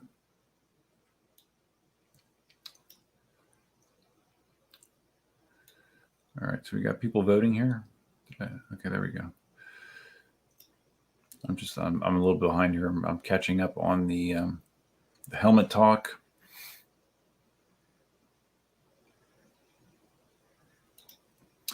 Marty Eakin saying when he was first learning, his ankles and shins got beat up a lot. Mine too.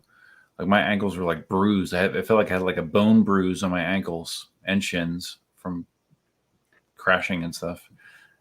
Yeah, I had a lot of lower body discomfort when learning.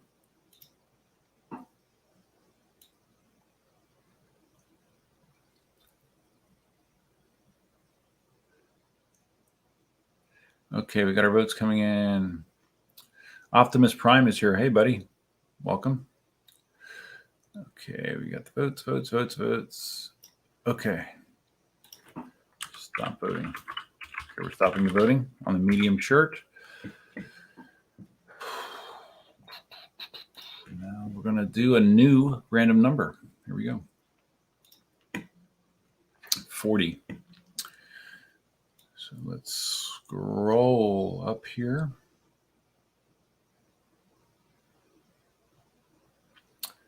Michael Ballou, 42. That's looking pretty good. It's 40 right now.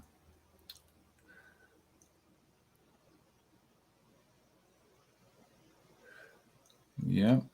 There you go. Michael, you are the winner of the medium UC Army shirt.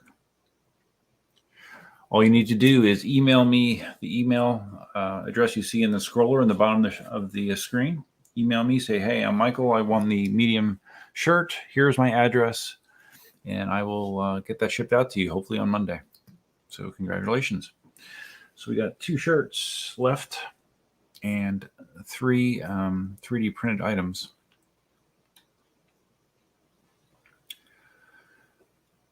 Nunya is building a Crystal Light HPC bike, 6,000 watts. What the hell? That's crazy, man. Oh, my God.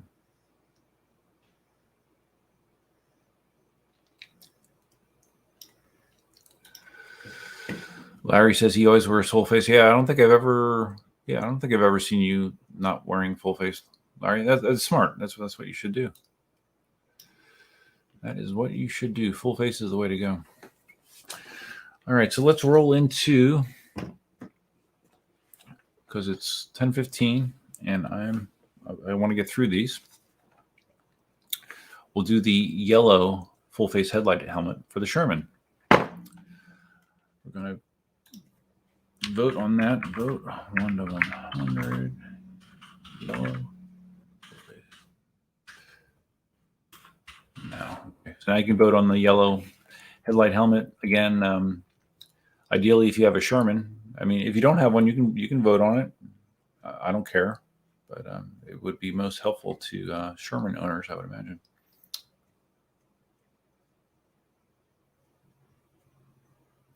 Me, you see. Well, I guess you could do that, you know. But if your email address doesn't include Michael in it or something descriptive, I don't know. Yeah, you could. You could defraud me like that, or you could defraud Michael like that. But it wouldn't be in the Christmas spirit now, would it? This is the Christmas special. You don't want to do that, right? Okay, got the votes coming in. I wish all chargers had the option to charge at 80, 90, 95% or 100%. Well, the ones that eWheel sells do. But to be quite honest, and I've been asked this a million times, like, how do you charge stuff? Do you charge to 90% and only 100% once in a while? No. When my wheel is low, I put it on the charger. It charges to 100%, and that's what I do. Now, a lot of people will tell you that isn't the ideal way to charge it, but that's what I've done for the last 5 years. I've never had an issue, and it may cut down on the amount of cycles that I can get out of the battery packs. And the other thing is I don't fast charge either. Some people are all about fast charging. Fast charging definitely does stress the batteries more, the cells more. So I kind of stay away from that. I always will just charge at the stock, 1.5 to 2.5 amps, something like that. But that's just me. You charge your wheel how you want to charge it.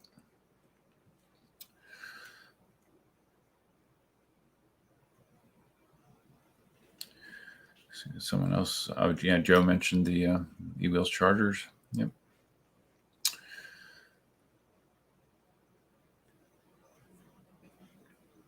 Like the official advice for my Tesla, and I do follow this advice with the Tesla because the Tesla costs a lot more money, is for daily driving. And you can there's just a slider in the app. You can just set how far you want your Tesla to charge. I charge it to 90% for my normal commuting. It charges 90% every night. If I'm going to do a road trip like before I left for Texas, I charge it to 100% the night before. That's usually the only time that they recommend that you charge to 100%. Although I think I did read somewhere that they said like it's good to go to 100% like once every 2 or 3 months, just to do it. But so in general, that is the strategy that you're going to find with lithium batteries. Okay, I guess Marty's not coming in. Marty Egan's here, but not Marty Backey. I guess I got my answer.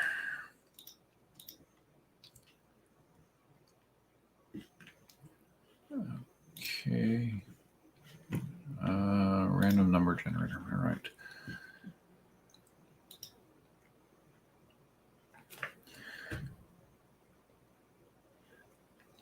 Marty, yeah, that's the eco batteries or ego batteries. Yeah, that's a common mod on wheels. I know a guy down here that has a One Wheel Plus, which was the predecessor to the One Wheel XR, which has the smaller battery, but he has that setup where you can plug in. He has a fender, and on the fender there's a mount for an ego battery. You just plug that in, and bang, you have more range. And he loves it. It works great for him. And if you expend that ego battery, you just slap another one in. So that is actually viable. It looks clunky. It looks clunky as hell, but it works for sure.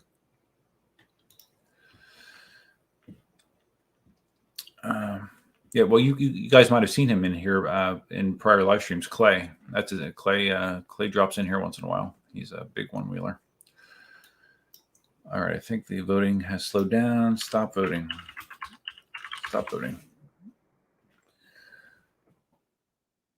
Yeah, Marty, it does work. Clay can tell you it works. All right, so we're gonna go back to our number generator. Okay, right down the middle, 50. And Joe, I will talk to you about the Prusa XL. That's actually something that's interesting to talk about. At least to me, it is. All right, so we're looking for 50. Oh, Joe's 55. That's pretty close. 58, 60. And I know Joe has a Sherman. Joe, you won. Nice, man. Yellow.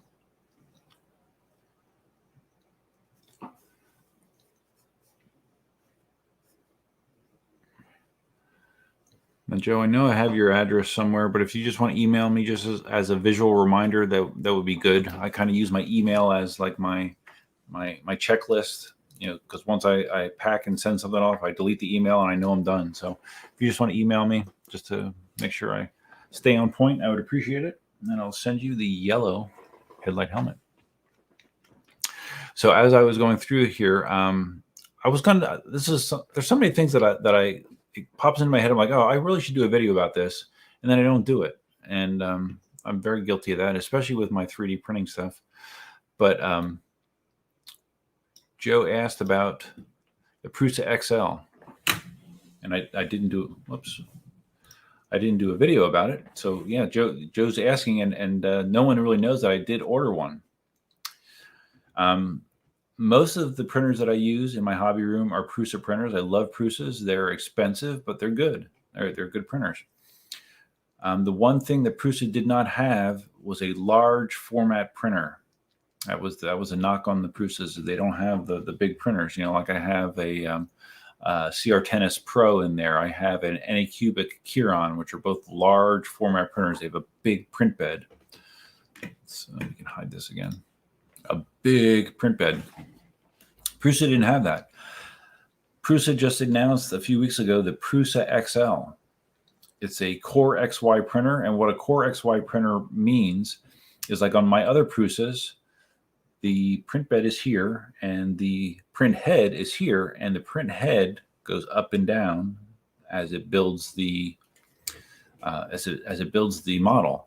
With a Core XY printer, the print head is here, the bed is here, but the bed is what moves down instead of the print head going up. And generally speaking, that design allows for better performance. Usually you can print at higher speeds with that design. And with a larger format printer, that's important. That's one of the knocks with the Kiron is, yeah, it's big, but to print on that thing, I have to go so slow. And you can do mods to a Kiron to make it print faster. But out of the box, you got to print so slow. I mean, I've had prints on the Kiron that have gone more than a week. They're big prints, but just it's part of it is because the Kiron prints so slow. So, but yeah, the Anycubic XL, it looks awesome. It's expensive. The least expensive model is $2,000. I think, yeah, $2,000, and that's first. This is the other great feature about the XL, is it has the ability to have a single print head, or you can have up to 5 print heads, which allows you to do multi-color printing and multi-material printing, which allows you to do all kinds of cool stuff. They offered it with a single print head, 2 print heads, or 5 print heads. I bought mine with 2 print heads. And I opted to get the one that was fully assembled because I didn't feel like screwing with it. I didn't feel like spending, a half a day building the thing, which costs an extra $400 or $500 to get it pre-assembled. So it's a lot. I mean, I'm kind of feel bad about spending that much just to have it built, but I just want it to work, basically. So I have it coming. It's I mean, again, much like the GT, the one-wheel GT, much like the KingSong Eagle S20, the Prusa XL is going to be another thing that you have to wait for a long time. Now, luckily, I didn't have to pay the whole amount up front. I just paid a deposit of, was it deposit? $250, something like that. But it's over $2,000. So I mean, it's the most I ever have spent on a 3D printer. And to be quite honest, I probably don't need it.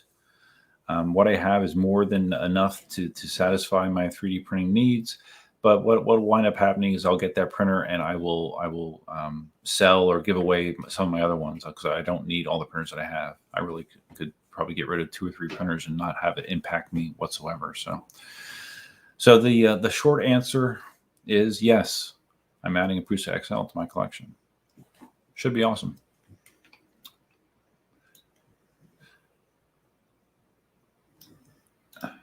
Marty wants one, yeah.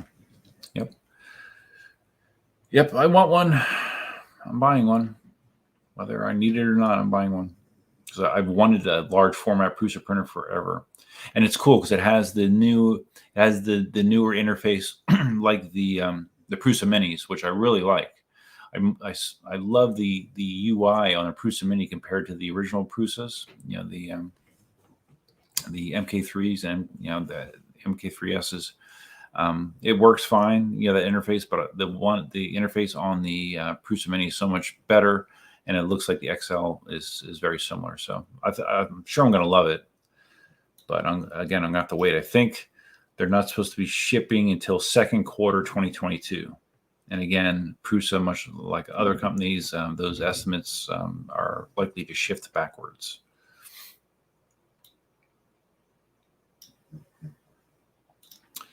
MeUC, are you still printing those Sherman guardrail plastic protectors? They're called Exo Armor. Exo Armor, yes. Yeah, I have an option to. I basically do them on demand. But I can either print them in hard PLA, which is hard. It gives you a hard surface, but if it takes a significant impact, there's a good chance that the hard PLA will break and absorb the energy. I also sell them made out of TPU, which isn't as thick, but will not break. The TPU material is more expensive, but I do sell both of them. If you go on my store and you look for Exo Armor, you will see it there. Basically, what I do is I have people email me. I make a custom order on the store. They pay for it. I make it and I send it to them. That's what I've been doing. And that model I actually have out on Thingiverse as well. So if you have a 3D printer, you can just print your own if you want to. Like some people have taken my my Exo Armor and remixed it into other things, which is fine. It's cool. Marty says the Anycubic Viper is trash. I've heard other people say the Viper is trash. They just came out with that too, right? Yeah, I heard some not so great things about that. So Joe, you have a Prusa MK3S too? I have 4 Prusa MK3Ss. And when I get the XL, I might sell one of those. None of your business. My buddy got a bath style printer. What you're referring to, I believe, is a resin printer. Yeah, they do look like they're coming out of a bathtub. Supposedly, you can get some really high quality prints out of it. What I don't like is there's a lot of other like prep you have to do and cleaning, and I don't know. I've heard some people say they're awesome, but I've never been interested enough to get one of the resin printers. Benjamin, will you make a stand for the Commander? I don't need to make a stand for the Commander because the stands I already sell work for the Commander. I've started selling a stand it's just wide. It's not adjustable, it's just wide, because it seems like nowadays that's all wheels that come out are the wider format pretty much. So I have one that's a fixed width, but I also have the adjustable stands, which adjust to fit pretty much any wheel as well. So if you want a stand that you can use for any wheel, like if you're the type that turns wheels over a lot, then an adjustable stand might work well for you. But what I have on the store already will work for a Commander. I think Marty put his Commander on my stands. I saw him. He had it on my stands for some of his pictures that he took. Yes, I've heard of metal printing, sort of. 'Cause once you print, when you 3D print something in metal, then you have to, what is that term that you have to do to the metal after you 3D print it? It has to go through a secondary process. Sintering, is that right? Sintering, maybe? Yeah, so it's not, again, it's not super simple, but yeah, you can do that. Expensive.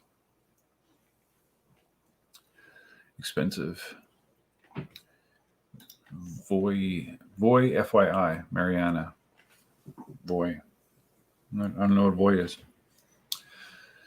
Okay, so let's keep moving here and giving stuff away. All right, so now this is your chance to get a almost complete V12 display helmet. Now, if you don't have a V12, I don't know what you're going to do with it. I mean, you could, I don't know, it could be a toy, a frisbee or something. I don't know. So basically, the top is complete. On the back, there was a problem. The printer jammed, so it's not 100% complete on the back, but that's fine because you mount it to the back. You would just put the Velcro here in the back anyway, so you wouldn't see it. So, yeah. If you want a V12 display helmet, or if you just want to hang it on your wall, say, look, I have one of the first V12 display helmets, you know, when I become rich and famous from doing this. So let's give that away. V12 display helmet. Or if you just want to keep it in the future in case you get a V12 down the road, that's fine too. All right, so let's vote now.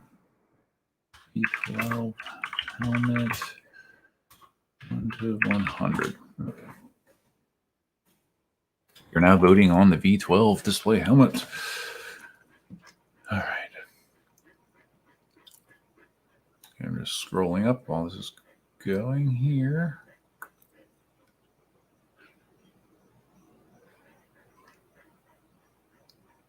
I think the dogs are getting sleepy too.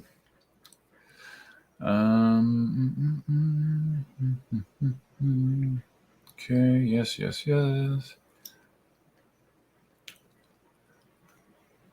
Babbitt the Wabbit, HPC mountain bike, 7K base price. What is that? Is that one of those electric assist mountain bikes? $7,000, huh? Wow.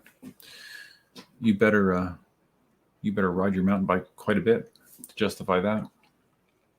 Although I know people that spend that kind of money on road bikes, you know, not electric, just road bikes, you know, like carbon fiber, high-end road bikes. It's crazy how much money you can spend on that stuff if you want to.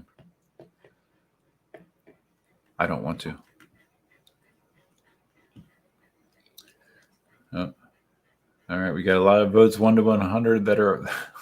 Are we trying to do integer overflows here? We have people voting outside the range. That means that they don't actually want to participate. That's fine. That's good. So there's going to, yeah, not a lot of people have V12. So your odds of winning on this are pretty good, probably.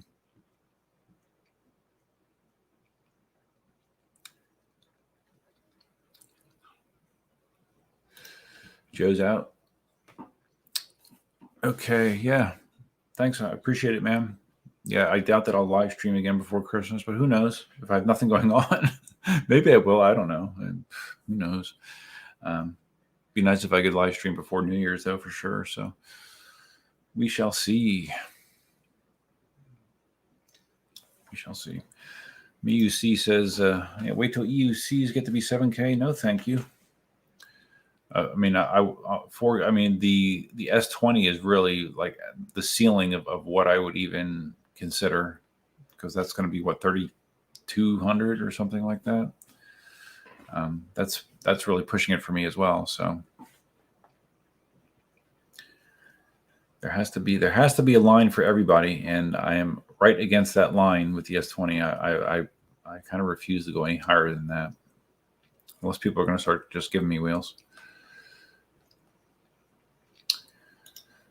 The EUC store, will you start printing one wheel stuff? I've a couple years ago, I actually printed. I was messing around with like stands, 3D printed stands for the one wheel, but I found that they didn't work that well. They took forever to print. And if you weren't careful, because they were designed that you stick the one wheel in on one end and it just kind of like lean back. And if you weren't careful with the way you put it in, it would apply too much leverage and it would crack the stand, and it just wasn't worth it to me. So I did also make a model that's a little filler plug for the charge port. I did make that, but I never sold it because there's lots of other people that sell that already. So,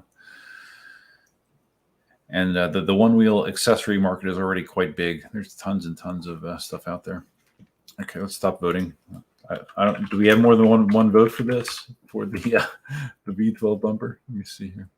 All right, so let's do, to make it official. Let's do a random number here for the V12 display helmet. Oh, we're back high again, 93. All right. All right. Yeah, Sterling, I think you were the only person interested in this, which is fine. So you're the winner. Congrats, Sterling. So all you need to do is email me at duff@eucarmy.com. You'll see it at the bottom of the screen. Email me, say, hey, this is Sterling. I won the V12 display helmet, and I will send it to you. That's all you got to do. Super easy. Okay, one 3D printed part and 2 shirts left. So we're getting there.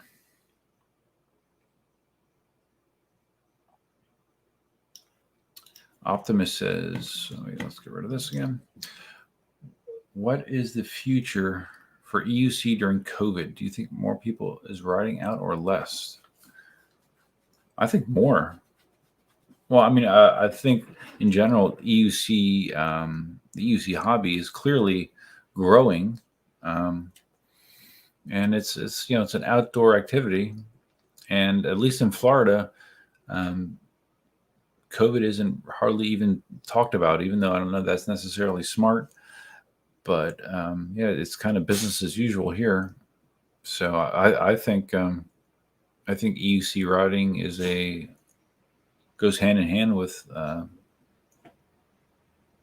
getting outdoors, unless we would re-enter a strict authoritarian lockdown like Australia's been doing, then maybe it would be bad. But I think generally it kind of is a good thing, especially for me because I ride solo anyways, 99% of the time, so it's good for me. Hi, baby. Were you sleeping? Good girl. You're feeling good, huh?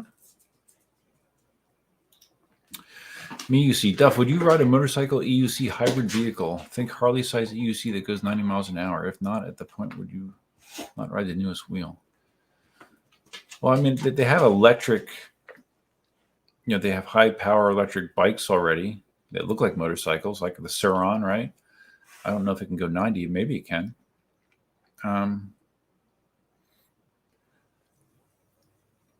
I don't know that it interests me though, riding those. I know in New York City, you see a bunch of guys riding around on high performance e-bikes or, motorcycles, whatever you want to call them. But for me, for what I do, I don't know that it would interest me. As far as what point would I not ride the newest wheel? Well, Commander. Like I said, the S20 is my absolute limit, and the only reason I'm willing to spend that much money is because it's a suspension wheel. If it wasn't a suspension wheel, I wouldn't spend that much. I mean, up until now, the most expensive wheel I ever bought was a Sherman, and that was mid-2s or something like that. So, and I thought that was the limit. Because I remember when the Sherman came out, I said it was ridiculously expensive. I thought no one was going to pay that much money for a wheel, and boy, was I wrong there, huh? I was wrong. So Larry says a high vaccination rate in Los Angeles. Yeah, but like how hard are they pushing boosters there that you need to get boosted now? Because I'm vaccinated. I got the Moderna back in the end of April. But I haven't gotten a booster shot, and I'm not really itching to do it, to be quite honest with you. I don't know that I need to do that. I do have some friends that have, and I have some people that are not going to do that. Okay, let's switch back to another shirt. We gotta move. I'm running out of gas here. What we got?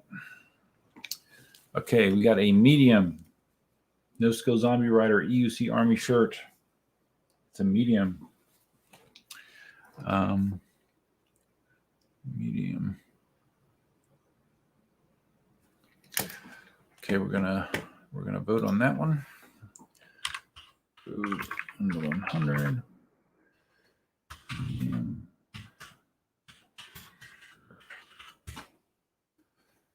Okay, so now we're voting on the shirt.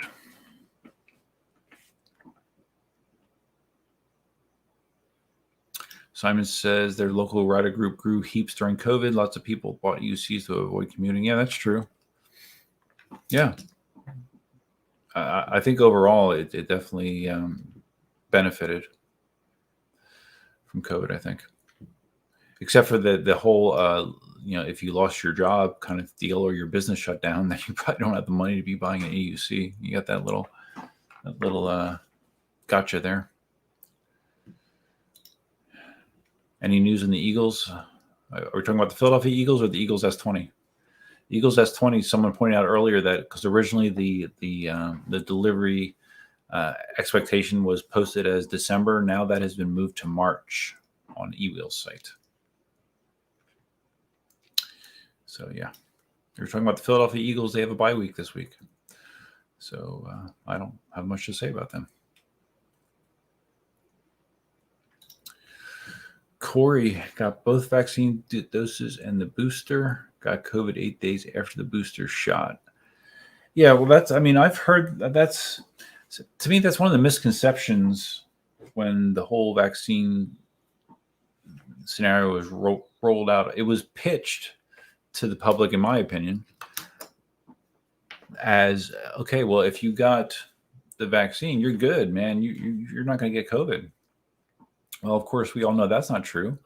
And now it mutated into, okay, if you get the vaccine, you can still get COVID, but it more than likely will be less severe, which is fine. So it's basically an insurance policy, but it's not the elimination of COVID that it was pitched to be originally, which there's so many layers of shady stuff involved in this. I don't really want to get into it, but basically, I've heard that situation repeatedly. People that were vaccinated, it doesn't mean that you can't get COVID. It just hopefully means that your reaction to it will be less. I've had spouses of coworkers die. They contracted COVID. Well, actually, two, contracted COVID, and they eventually died. Now that they were not healthy individuals to start, but COVID did lead them down to their eventual demise. So,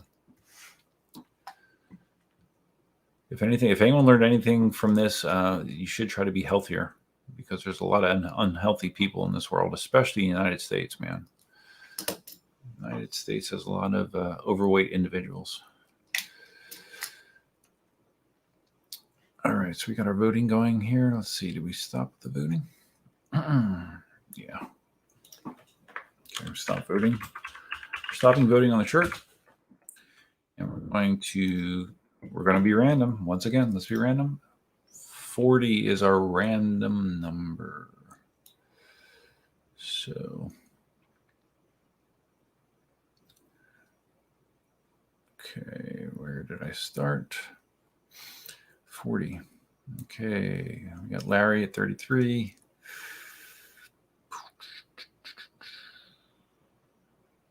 UC 50.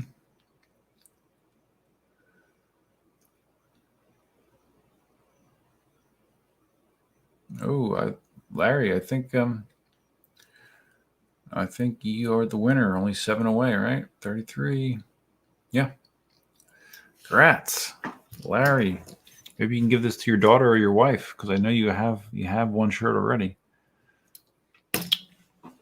So again, if you want to just email me just for the visual reminder, Larry, I know you have my email. I know I have your address. So, but congrats. Larry is the winner of the medium No Skill Zombie Rider shirt.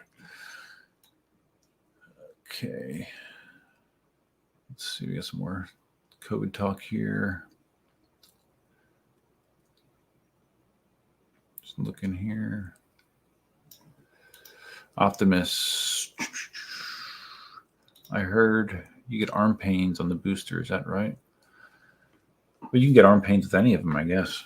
I had people that had some terrible arm pains when they got the original vaccination. I personally had a pretty. I felt like I was hungover badly after my second dose of Moderna. I did not feel good. That first night was pretty miserable. I didn't sleep well. I had a headache. And like I said, kind of felt hungover. They passed, I would say, within 24 hours. But I heard some people like have terrible, terrible arm pain.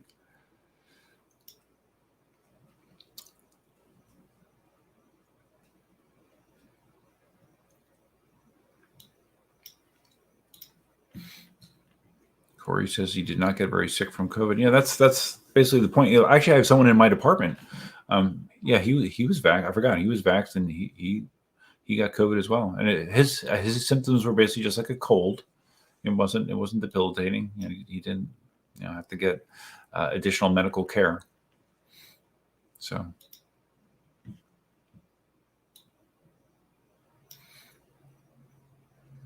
And there are and without a doubt there are people that have issues with the vaccine. Adverse effects from the vaccine.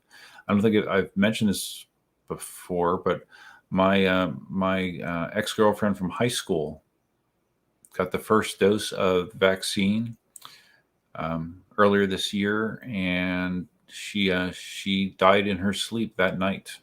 And I don't know if it was Pfizer or Moderna. It was one of those two.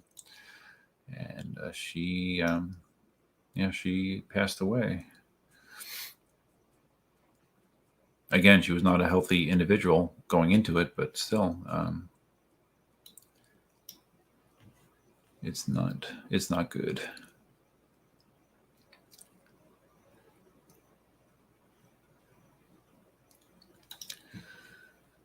All right, so we got one headlight helmet and one shirt remaining. Nice.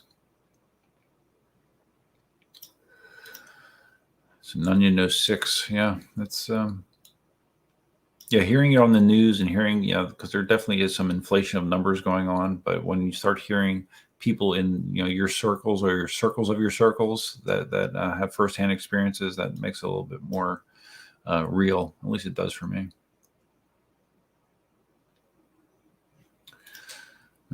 Simon with a vaccinated friend that caught COVID. Yeah.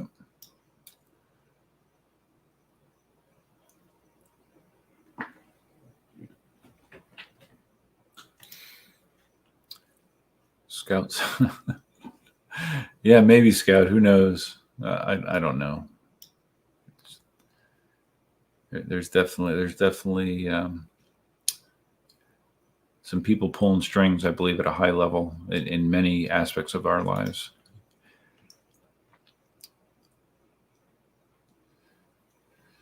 So Larry, again, kind of what I was saying, the flu shot makes it less severe, eases up on hospitals, staying in shape helps too. Yeah, I got the flu shot once when I moved to Florida. I haven't gotten it since, to be honest with you. Just because, generally speaking, I don't like to put that stuff in my body, and I have a sneaking suspicion. A lot of you might not know this, but I had an issue for about a year and a half where I had this mystery fatigue going on, where I just felt I would have these waves of fatigue and just feeling weak and just shitty off and on. It would come and go for like a year and a half. I had a whole battery of tests, blood tests, pulmonary tests, cardio tests, stress tests, urine tests. I don't know how many different blood tests. CT scan, I think. Yeah. Crazy amount of tests. Nothing definitive was ever found. And then I asked, for the hell of it, I asked if I could have a heavy metals test. And a heavy metals test is a urine test. They did that, and the heavy metals test showed that I had an abnormally high amount of thallium in my bloodstream. It wasn't a huge amount, but it was over the warning level of thallium. And again, it wasn't definitively. And I think I did talk about this in the live stream before. I think I did actually. Now that I think about it, but I'm not 100% sure what it came from. But when I looked back at my medical records, a month and a half after I got a tetanus booster is when this started, and ever since that realization, it makes me obviously hesitant to inject stuff into my body unnecessarily. So that's kind of where I'm coming from.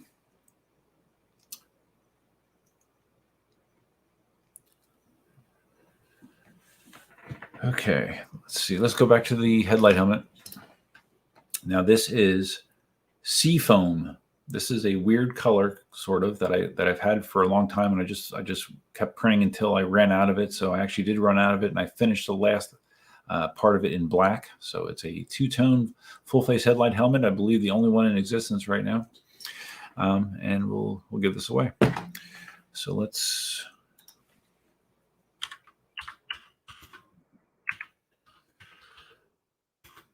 Seafoam.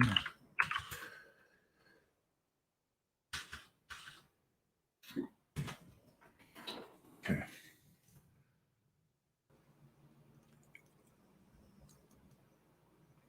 Okay, so we're doing voting on the last headlight helmet of the night. And yeah, you can go back and forth with COVID talk. There's so much information, disinformation, misinformation.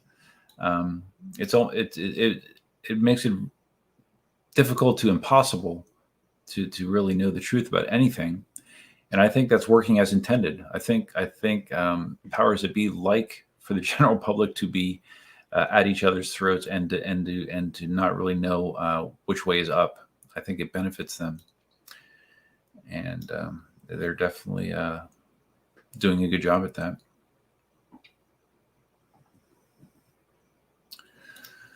Scout says next year watch Pfizer sell prescription vitamin D. I do take zinc, a zinc supplement. I do take a vitamin D supplement. I do take a daily vitamin that has vitamin D and other things in it. Take fish oil. What else do I take? I take CoQ10. I take glucosamine chondroitin. All kinds of stuff. Well, I saw that I think it's Pfizer. Isn't Pfizer selling basically their version of ivermectin? I think isn't that what I heard? I don't know, which I think is kind of ironic.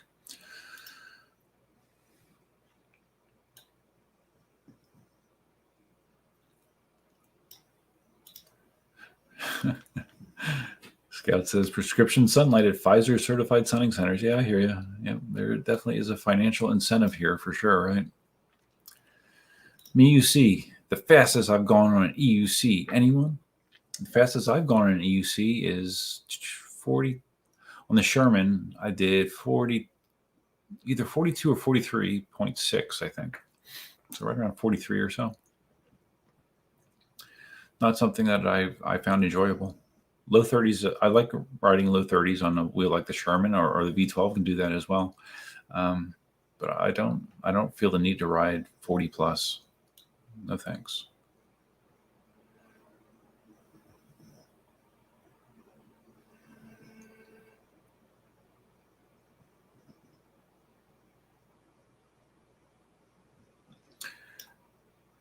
You see, yep, don't feel safe. Yeah, well, that's another thing. Like I've done high speed tests on some of these side roads here. Some of them are rather wavy, and if you start hitting like waves and you're doing 40 miles an hour, it gets ugly fast, man. So yeah, you want to make sure that you are confident in the road surface that you're going to be going that speed on. It is definitely hairy.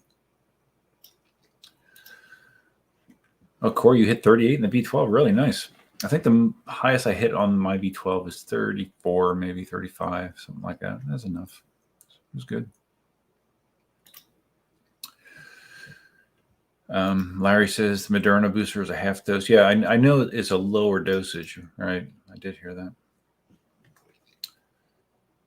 which is good.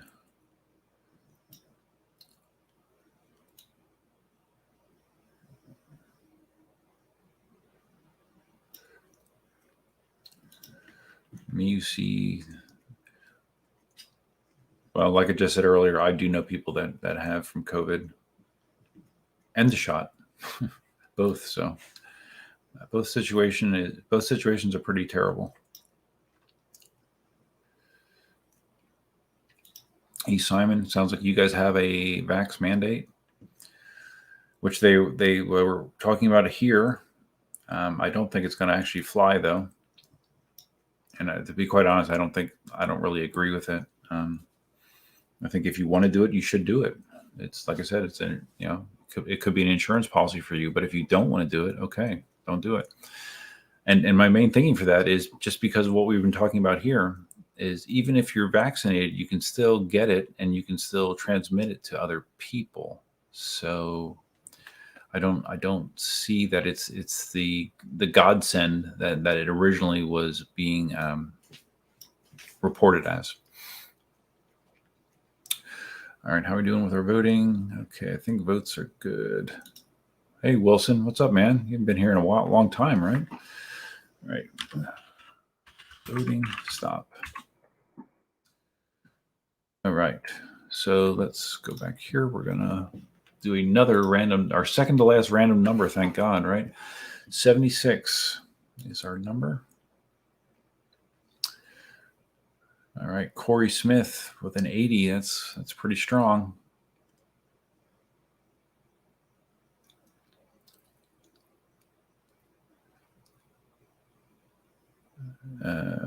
Corey, I think you might be the winner here. Yep.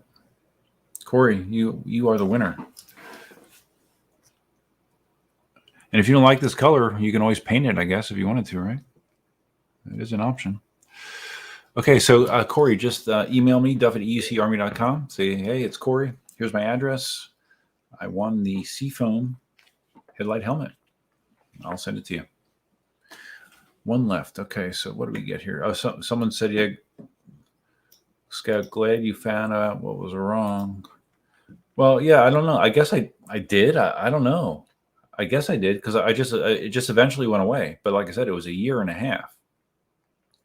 Because I had that test that showed my thallium was high, and then I had a follow-up test like a month and a half later, and it had dropped. It had dropped just below the warning level, and then I haven't gotten any follow-up tests since. So I don't know what it is now, but I haven't really worried about it because I haven't had that issue with fatigue. So I just left well enough alone.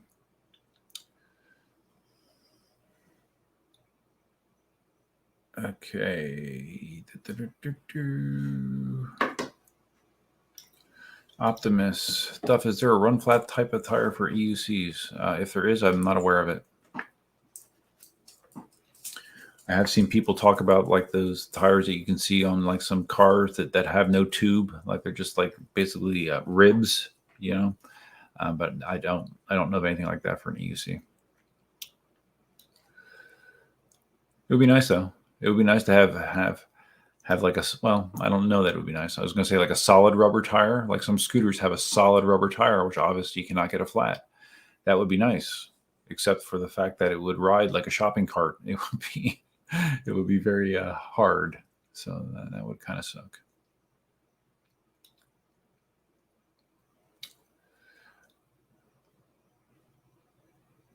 Okay, just catching up here.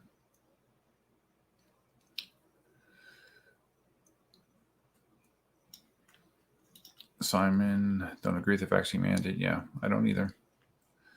I do not.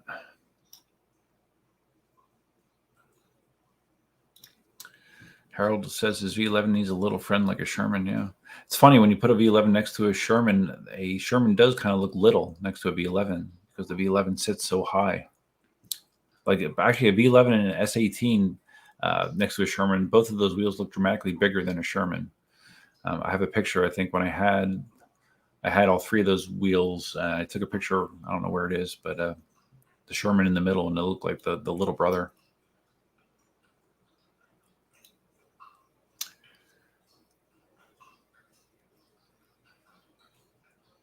Okay. Ratman Murray. Don't recognize that name either. How you doing, buddy? Relive has told me my Nikola Plus. I've done 74. Okay, on the Nikola Plus. Okay, and 79 in the Sherman. Yeah, it's pretty fast, man. Pretty fast. Okay, so let's do the last shirt, the last giveaway, the last Christmas present of the night, because we're now at 2.5 hours. All right, but now this is another small EUC Army shirt. So unless you are Chooch or if you live in China, this might fit you. But if you're a 6-foot man, this probably will not fit you. But it'd be great for a kid or your girlfriend, a significant other, whatever. So small EUC Army shirt. So it's almost done, honey. Elsa's ready for bed. All right.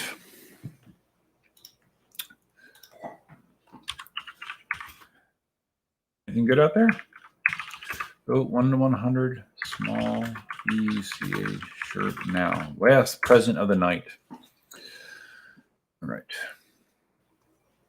Vega Venturing. You must have just came in recently. I have a one-wheel GT on order. I ordered it the first day it was available with a estimated ship date of January 29th, I think, or something like that. I haven't checked lately to see if that's moved backwards, but it probably will. Larry Zarkov, on-air promo, who's in here as well. He ordered a one-wheel GT as well. So yes, I have a one-wheel XR currently, and I had a one-wheel Pint that I sold.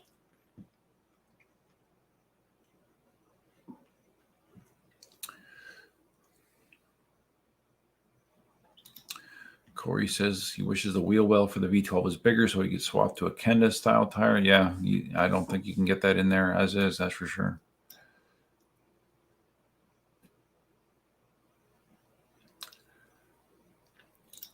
Corey, I wonder if my dog would wear it. I don't know. You have to have a pretty big dog, but maybe. Yeah. Maybe. Or you could just sew the arms and the bottom closed and make it a pillow. You could do that too, right?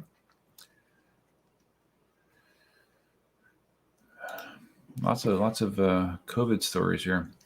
A friend has worked for a supermarket for 14 years. He got his shot or he would be fired. He couldn't work after the shots. He got fired. Oh, geez. So he had an adverse reaction to the shots and he got fired anyways. Wow. That's unfortunate. There's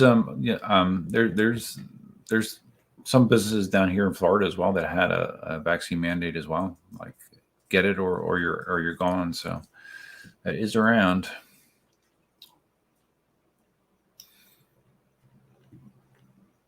But and I mean, and early on, maybe you could think that it had some sort of basis, but now with the reality that everybody has been facing, it doesn't really make any sense at all to me to mandate that. Okay, how are the votes going? So got some votes going. All right, good.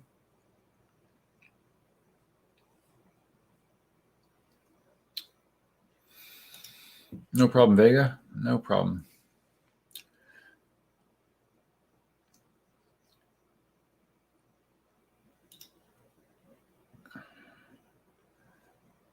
So Ratman, he's been laid up ever since? Like what period of time are you talking about? Like how long has it been going on?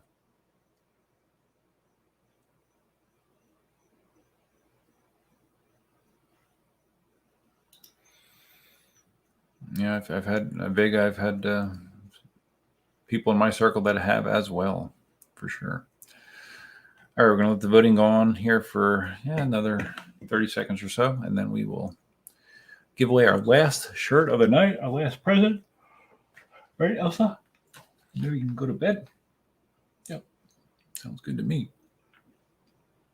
Let's see, what am I going to do tomorrow? Am I going to ride tomorrow? I haven't ridden this weekend. Am I going to ride tomorrow? What's my game plan tomorrow? Maybe. I'd like to. For some reason, I'm thinking that there's something I need to get done tomorrow.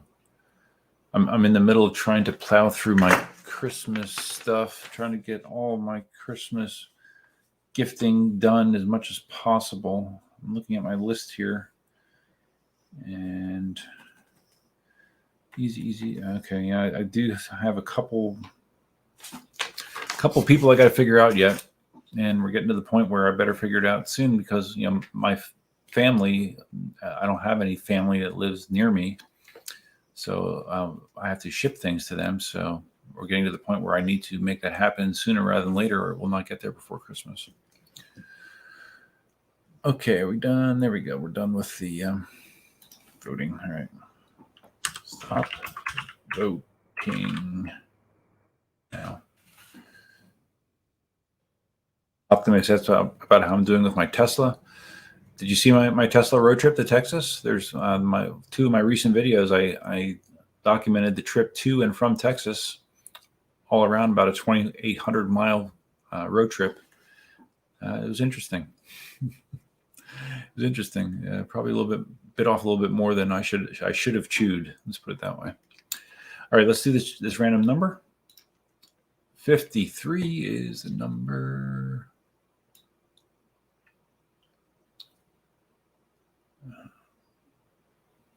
Okay, here we go.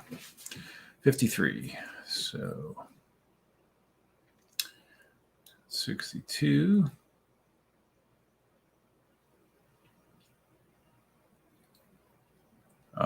Me you see.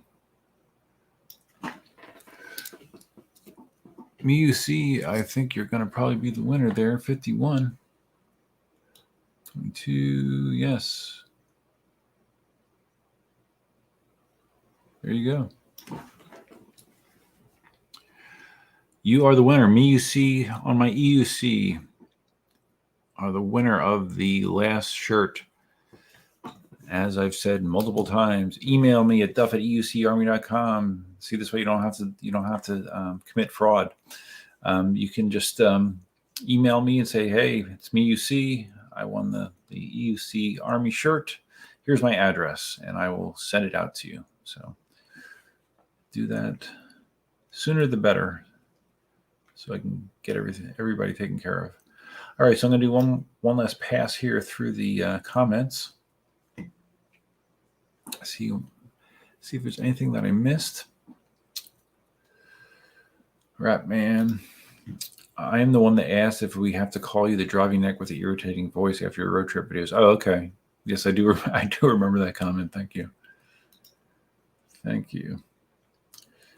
Imran, is this Imran? Yeah, I remember Imran. It's 4 a.m. here, going to bed, but great live stream. Happy early Christmas from me. Thanks, buddy. I appreciate it. Get to bed. 4 a.m. is kind of late. Hope you get to sleep in.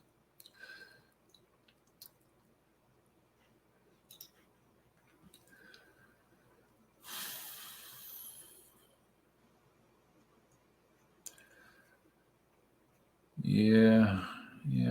Me, you see, I hear you. Wilson, how's the weather in your neck of the woods? And are you asking me or someone else? Weather here today was hot. It was, I think, in the afternoon, it was like 87 degrees, which is kind of ridiculous for December, don't you think? I much prefer, I enjoy the cooler weather in the winter. I enjoy when the mornings are in the 50s and the highs are in the low 70s. I like that. I don't want it to be 87 degrees in December. I don't like that. I do not.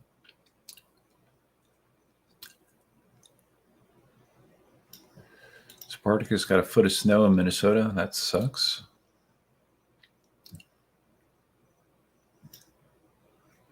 Oh, me, you see that's a 0.51? Oh, okay. All right. Hold on. Well, then who's okay? So we will. So then it might be EUC with Lucifer. Then probably 62. So you're 12 away. EUC stir is 13 away. Oh no, then you're 16 away.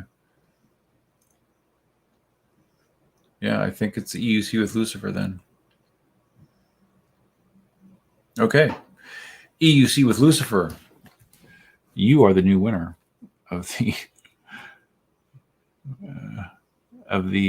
blue small EUC Army shirt. Do the same thing I just told me UC and EUC to do. Email me at duff@eucarmy.com.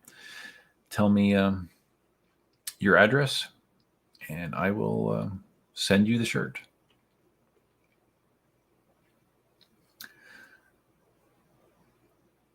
Okay.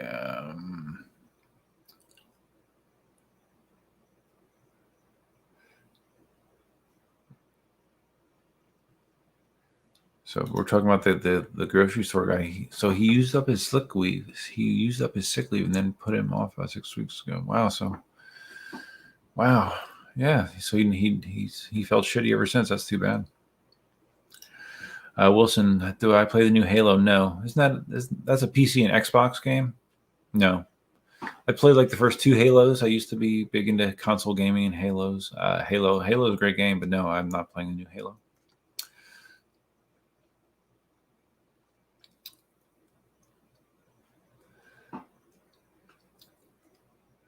Oh, EUC, sir, you're in Southeast Idaho. Really? Cool.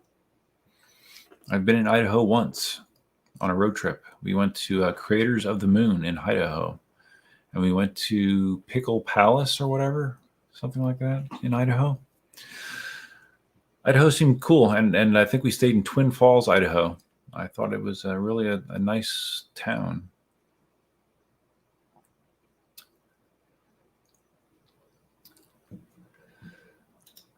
$55 in Maine. That's kind of warm for Maine this time of year. So, okay, guys, I think I've given everything away. And you guys are welcome to chat as long as you want. But it's now after it's 11:12 or 11:10 here. So I think I'm going to shut things down. I appreciate everybody that stopped in. Congrats to everyone that won a prize, a present. Please be sure to email me at duff@eucarmy.com with your name, what you won, and your mailing address. Some of you people I have already, but just do it anyways, just to keep me visually organized. So, yes, I've given it all away. I've given everything away. Oh, so anyways, thanks a lot, guys. I appreciate it. I probably won't talk to you live before Christmas, but you will see videos before then. And hope you have a great holiday. And until next time, Duffman out.